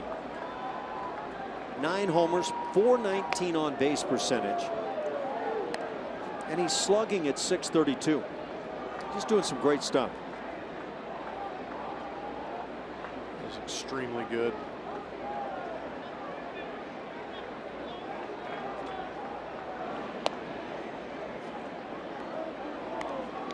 Altuve ahead in the count, 2 balls and no strikes.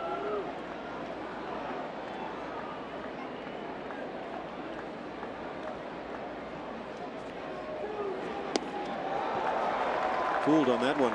There's that splitter again. In terms of OPS, the big number offensively, only 2 players better than Jose Altuve this year in the American League. Manny Machado and David Ortiz. Line shot down the left field side. That'll rattle at the wall. Altuve has a double, and he just keeps pounding out the doubles.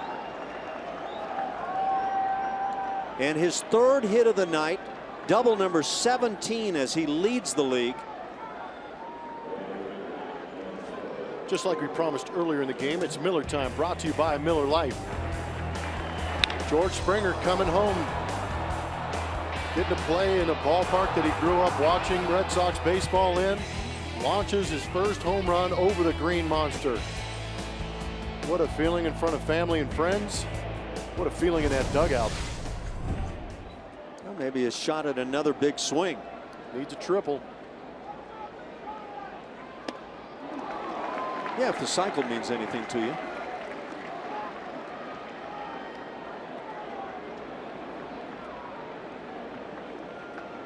I will take it that it does. It means something to him. Bet it does. In front of mom and dad and all the family and friends.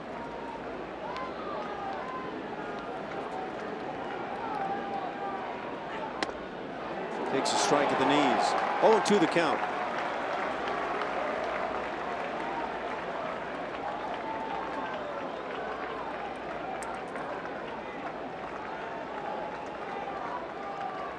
Single, double, and home run in order tonight. He's provided quite a boost to that batting average now, up to 270.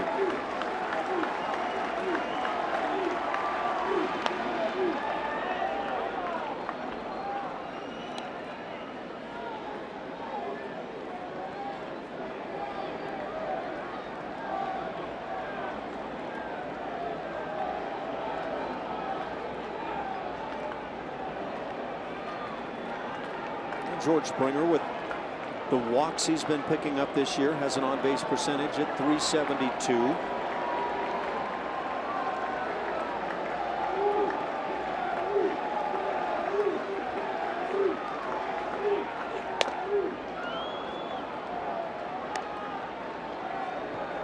Elevated fastball might lead to a split finger from Uehara. Yeah, well, even when he goes up the ladder, like you were saying, that's just at 87. Yeah, just to change that eye level of the hitter.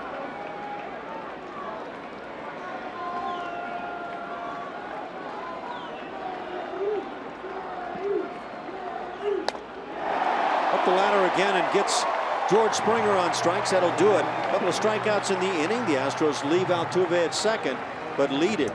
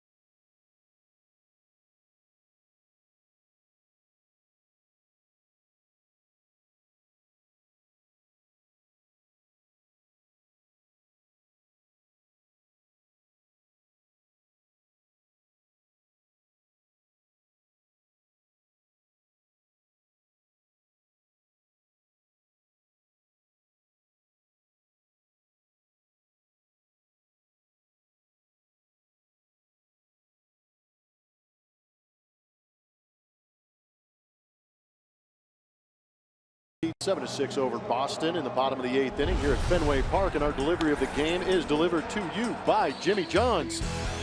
Will Harris, who is now in the ball game, had a great home stand, throwing a lot of strikes, pitching in some high leverage situations. But Michael Feliz, I think for both of us, really announced himself on the scene and kept himself in that bullpen out there for the Houston Astros with an electric fastball and slider combination, showing some great life in that young right arm.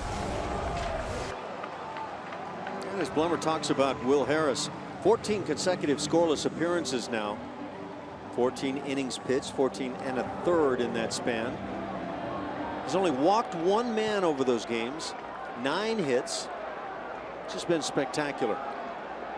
You can cast an all-star vote for Will Harris if you feel the need, Astro fans. Works the 8th inning. Trying to hold on to this 7-6 lead the Astros have picked up.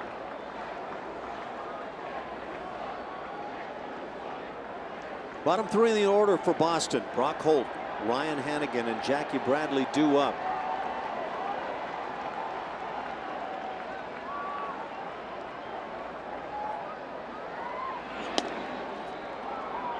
And Harris gets ahead 0-2. Good late natural cut on that fastball for Will Harris. It is just a natural heater for him, isn't it? Yeah, we talked to him last year about it. And he just said that's just how the ball comes out of his hand.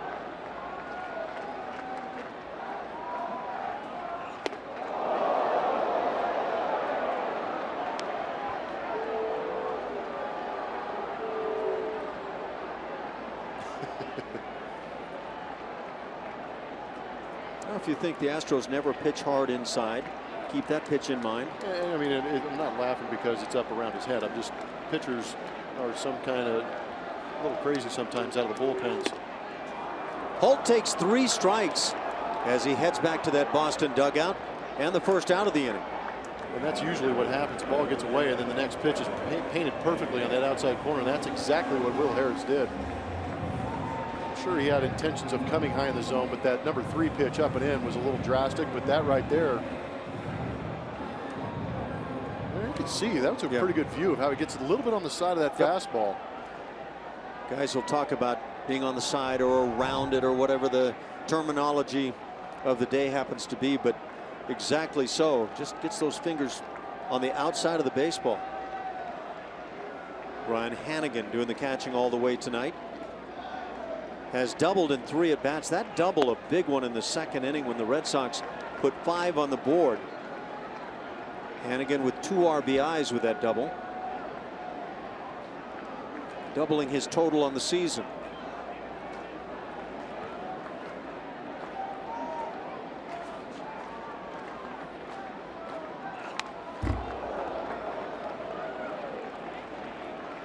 Much of the time, not a whole lot tricky going on with Harris as he just keeps pounding that cutter to the strike zone.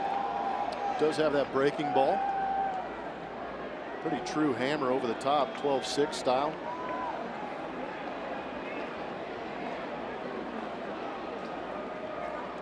Fifth year now in the major leagues for Will.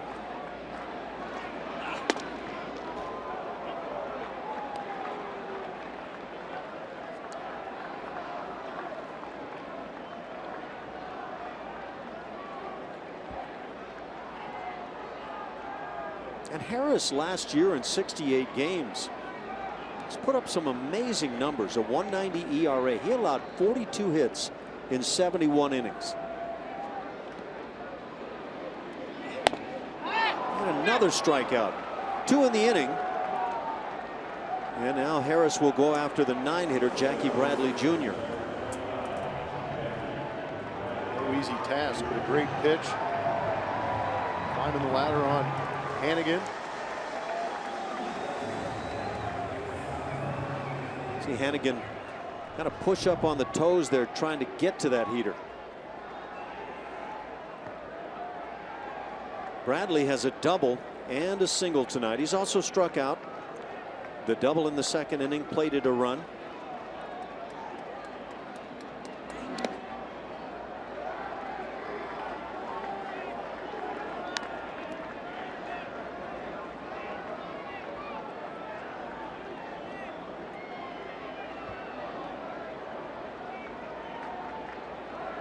With those hits per inning against Harris last year, and they were just at 5.3 per 9 innings last year. He had a whip that was at .9. On the season? On the season. Wow. And he's assaulting that this year. He's at .7.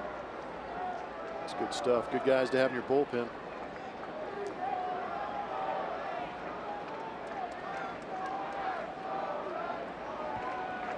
So if you're looking for that lockdown guy in the back end of your bullpen, look no further. 1-2 the count.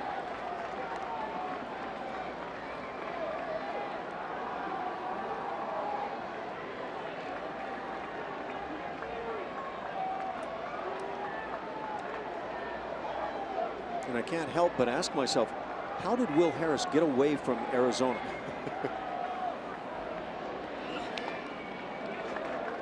Nice stop by Jason.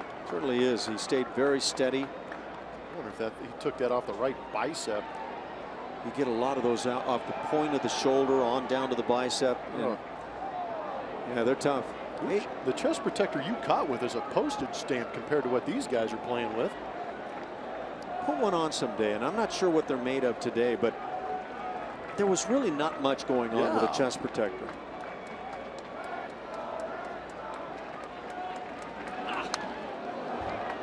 Bradley gets a piece.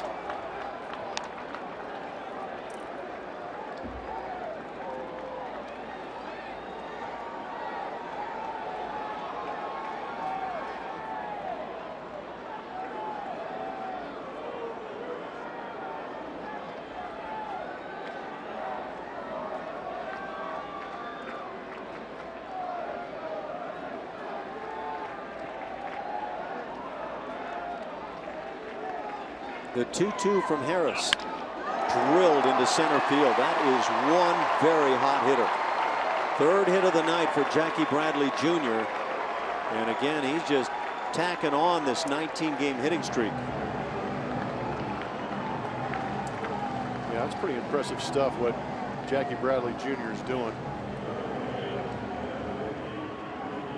Feeling extremely good during this 19-game hitting streak that he's got going. Plenty of multi-hit games. Stringing out 3 hits tonight. I don't know what he found when he got this streak started, but he found the right thing. Top of the order, Mookie Betts at the plate.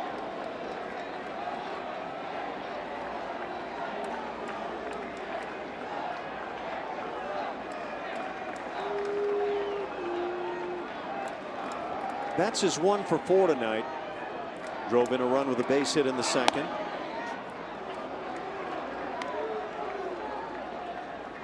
I wonder, can John Farrell leave Jackie Bradley Jr. in the 9 spot all season if he continues to swing well over 300? I was going to say, you'd want somebody swinging the bat that hot. Get him some more ABs throughout the game.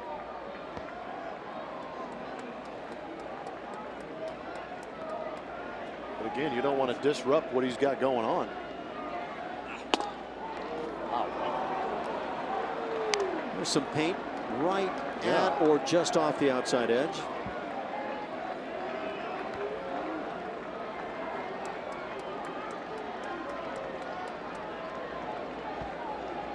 That was right down the middle in the 90s. That it was.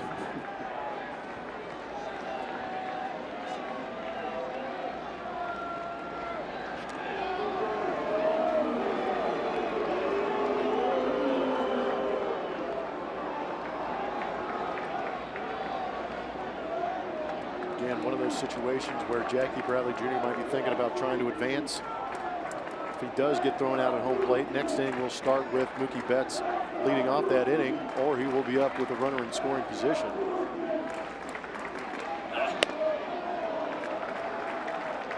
He'll be overthrown a bit. Again tomorrow, it's Colin McHugh against Clay Buchholz. 12:05 start. Join us at 11:30 for that pregame show. And then that start for the Sunday game, to Jeff Blum's pleasure, 12:35. Oh, yeah. You can join right at the top of the hour. I'll meet up with you in the 3rd inning. Runner goes, but another strikeout, 3 in the inning for Will Harris as he gets Mookie Betts. Red Sox strand a runner. We go to the 9th inning. The Astros leading it 7-6.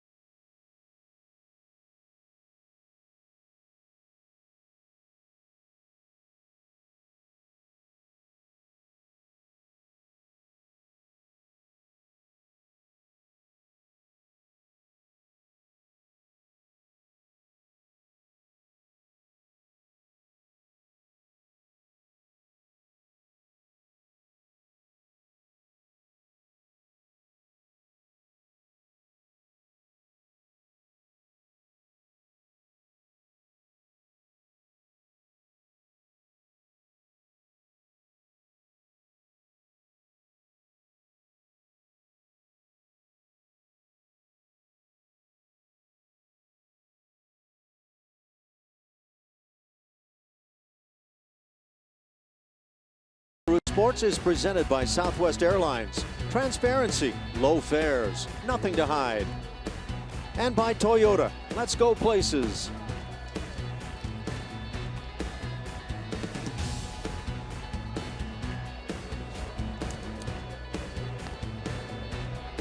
Some beautiful sights here in the city of Boston.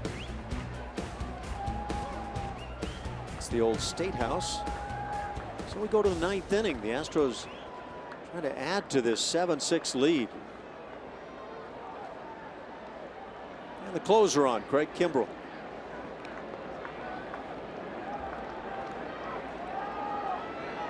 Good numbers, 9 saves out of 10 opportunities. It's not a save opportunity, but the Red Sox looking to keep the Astros right where they are at. It's one of those lockdown closers through the years that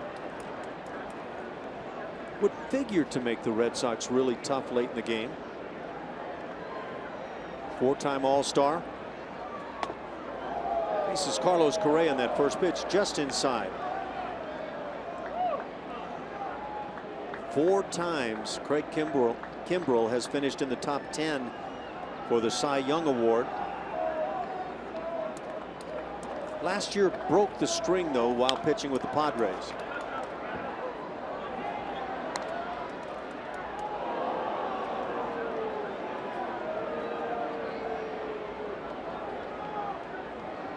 It's Correa, Rasmus, and Marwin Gonzalez here in the 9th.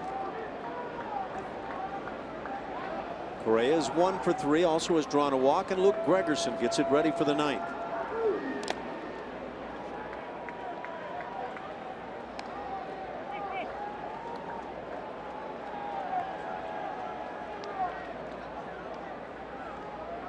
Always fun to come up with numbers that are intriguing. In 7 years in the major leagues now, Craig Kimbrell has compiled an ERA of 1.69. Correa sends one right to the glove of Jeff Blum. No wonder it just ricocheted out. I was ready for it. I saw you. You weren't moving away. You were moving into. Would have hit me right in the kneecap. I saw you were going to take Robert Ford right out of the equation. I didn't have to. He was underneath the desk. Right next to us.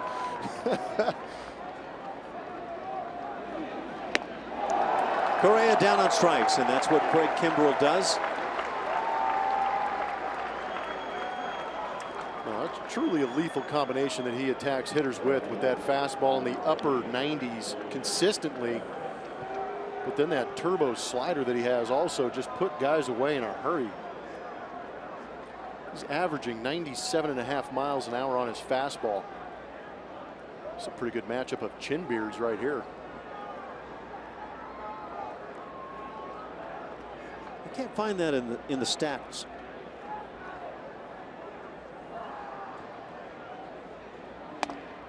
Colby takes a strike.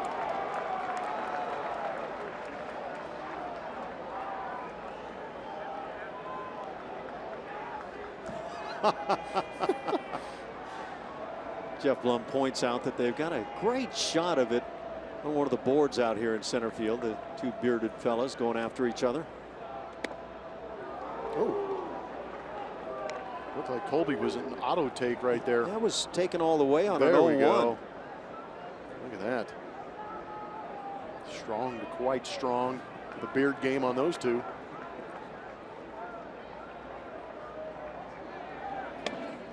Two balls and a strike.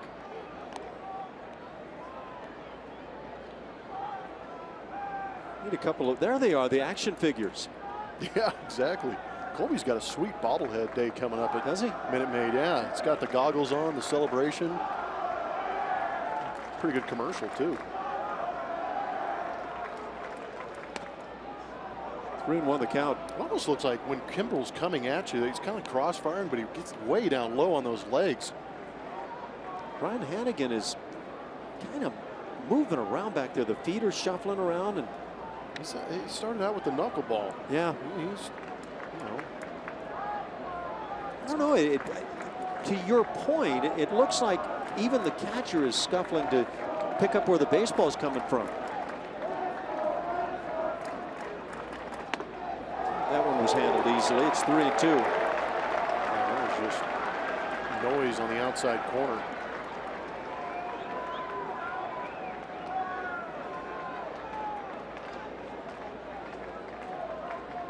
When Colby tied up that game against the Red Sox on the last homestand in the 9th inning, there was some big noise that he got to. I believe that was Kimbrel. Yep. Came at him with a fastball down and in, and Colby just dropped the head on it. 2 outs in the 9th inning.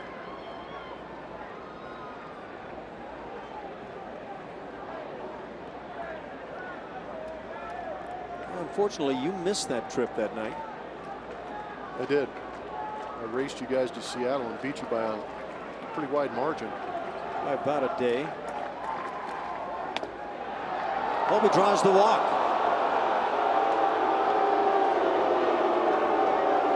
Wow, did you see the home plate umpire on that one? Andy Fletcher behind the plate. Watch the pitch and then watch the umpire. I'm coming out to call strike. No, I'm not. Ball 4. Colby draws the 1-out walk. He's aboard for Marwin Gonzalez. He's had a nice night. 2 for 4 for Marwin. He's driven in 2 runs. He's stolen a base.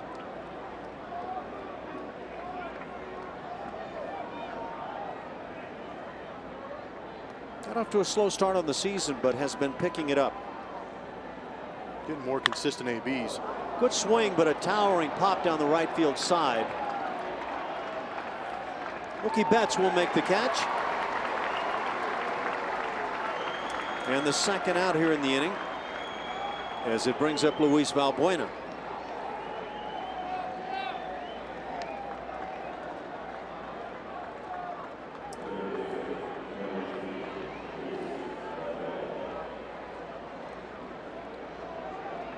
Valbuena 0 for 4 tonight. Struck out in the 7th inning.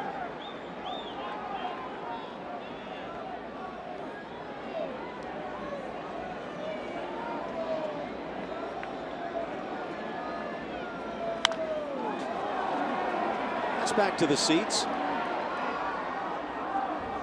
0-1 the count on Luis.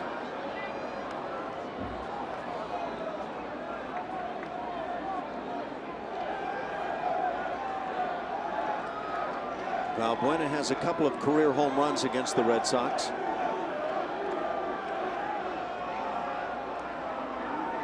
His last stinger came May 7th, that against Seattle.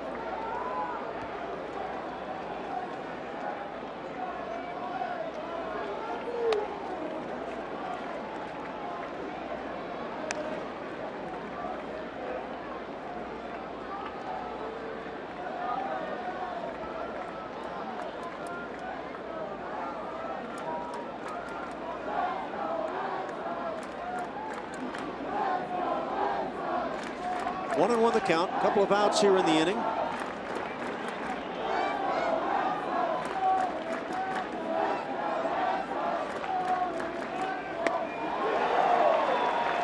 Good slider. 1-2 the count. It's a finals in around the major leagues. Baltimore wins again. They down the Tigers 1-0. Philadelphia, what a surprise team they've been. They topped the Cincinnati Reds 3-2. Washington easily over Miami 5-3. The White Sox, they've been really good. 7-1 winners over the Yankees from the Bronx. Cleveland tops Minnesota 7-6. Oakland, after getting destroyed by these Boston Red Sox in 3 consecutive games, beating Tampa Bay 6-3. And the Cubs win again. 9-4. They down the Pirates.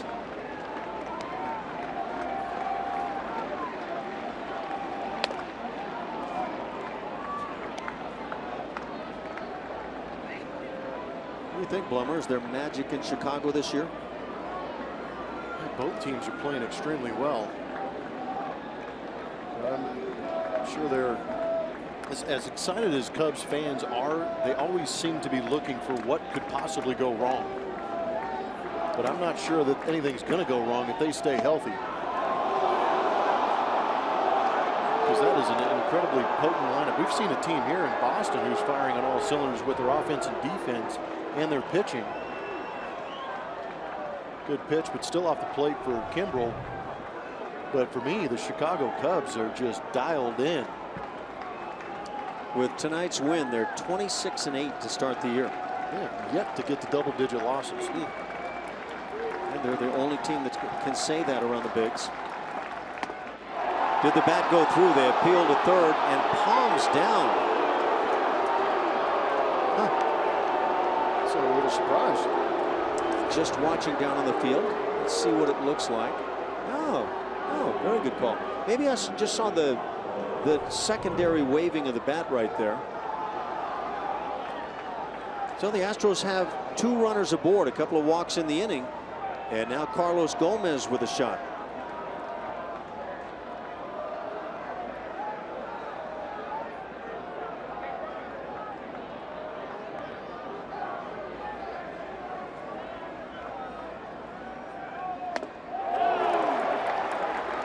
Fastball at 98.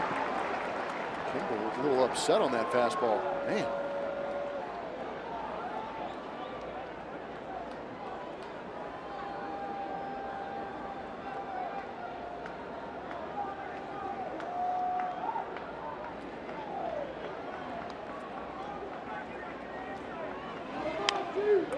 And now 0-2 on Carlos.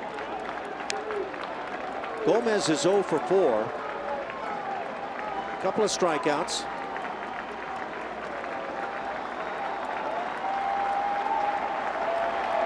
Batting average at 190 now for Carlos.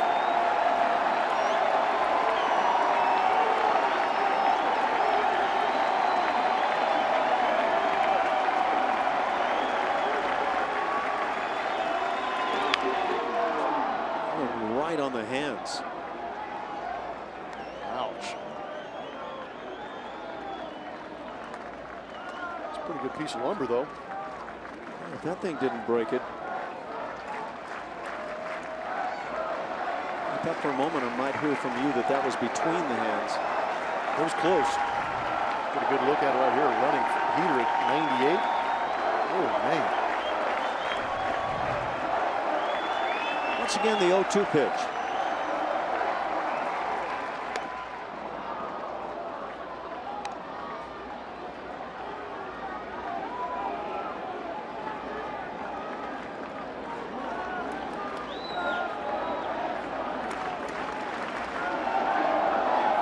What are you throwing right here? Ash turbo slider that he has, or is he just going to keep coming after the fastball up in the zone? This could be the slider. Set up on that outside corner. Bat started. Didn't chase. Gomez holds it back. 2-2 the count. Good job of laying off that.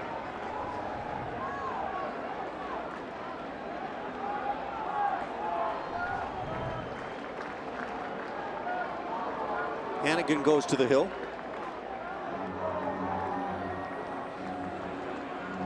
I used to love these. Pitcher would call me out. You run out, and the message is, I want to throw a slider or a fastball or whatever the case may be. And of course, I'd always think to myself, couldn't we have done that with a signal? A simple shake of the head. Maybe a couple. It's an exhaustive 60 feet. For me, it was.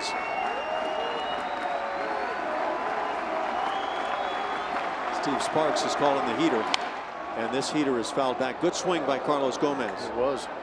Good call by Sparky, too. Of course, what would he know about heaters? I'm telling. I'm DVRing this, and I'm playing it back for him after the game.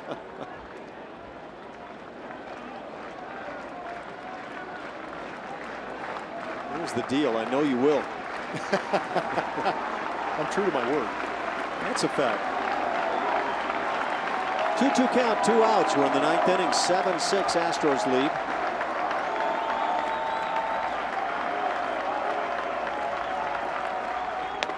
And they got him. Third time tonight that Gomez goes down on strikes. The Astros strand a pair. We go to the bottom of the 9th inning. 7-6 Astros.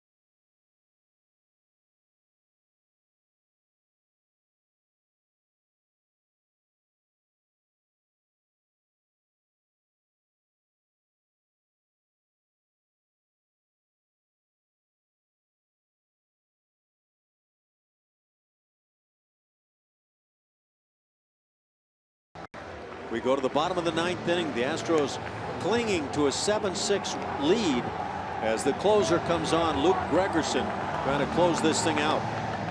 7 of 8 in save opportunities. That whip is under 1.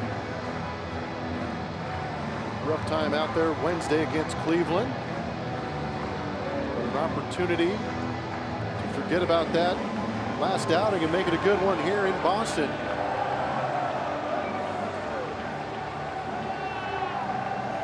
Yeah, the numbers are good on Luke. 10 hits allowed in 14 2/3 innings.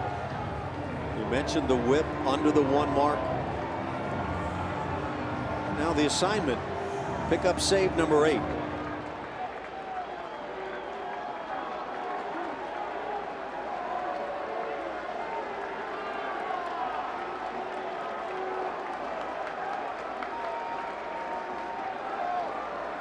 For the Red Sox, 2-hitter Dustin Pedroia leads it off.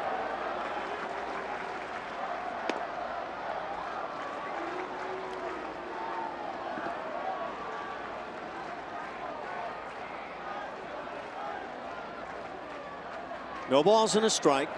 It's Pedroia, Bogarts, and Ortiz here in the 9th inning. And now quickly Gregerson in front, 0-2 on the count.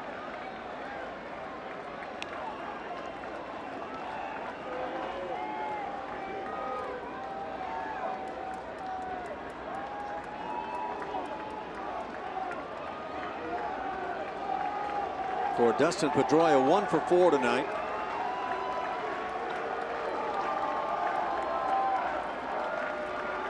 Gregerson 31 saves last year. 57 on his career. This pop fly right near the seats. Marwin unable to make the play. Just out of his reach. Tough corner right there with Yes, the it target is. coming into play too. See also the little jutting wall that came out might have gotten Marwin.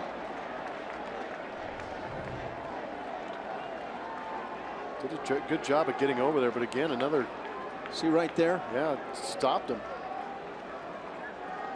And I think Marwin, like maybe a couple of other times tonight for others, maybe fooled on the depth of that pop fly.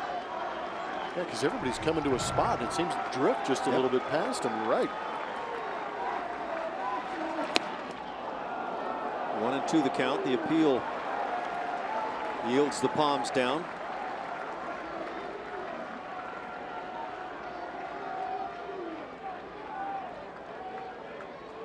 Tough assignment coming in for the 9th inning to face any part of this lineup, let alone 2, 3, 4.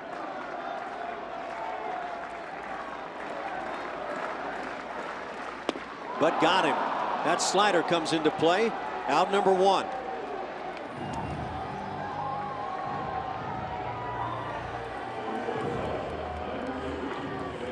Big first out in this 9th inning. Good slider from Gregerson. Working that outside corner. For the Astros on the hill tonight, McCullers, Feldman, Sipp, Giles, Harris, and now Gregerson.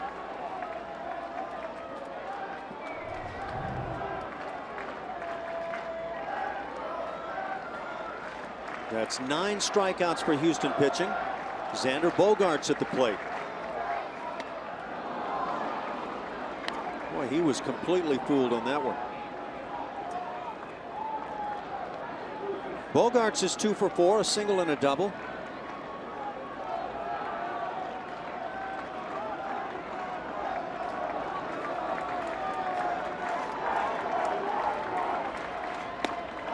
And again. How about that? And the age-old question, when you get a couple of weak swings on one pitch, do you stay with it or do you try to juggle things a bit?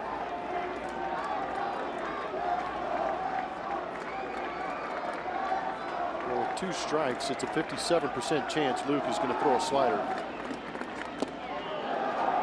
Bat starts. They get the appeal down at first base. And I think Xander Bogaerts cannot believe this call. Well, he's not happy with it at all. But Luke Gregerson has picked up a couple of strikeouts and now down to an out. It's a good job by Gregerson. Throws a lot of sliders, but kind of gradually works his way off the plate, continuing to get hitters to chase. Here's a battle for you. Luke Gregerson and David Ortiz.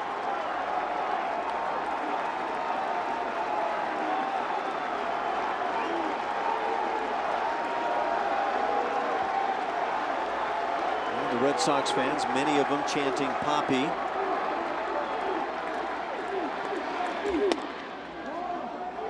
It's a gutsy pitch, coming fastball on the down and in portion of the plate. And again, looking at the numbers from Luke Gregerson, just against left-handed hitters, regardless of the count, 75% of the time he's going to throw that sinker.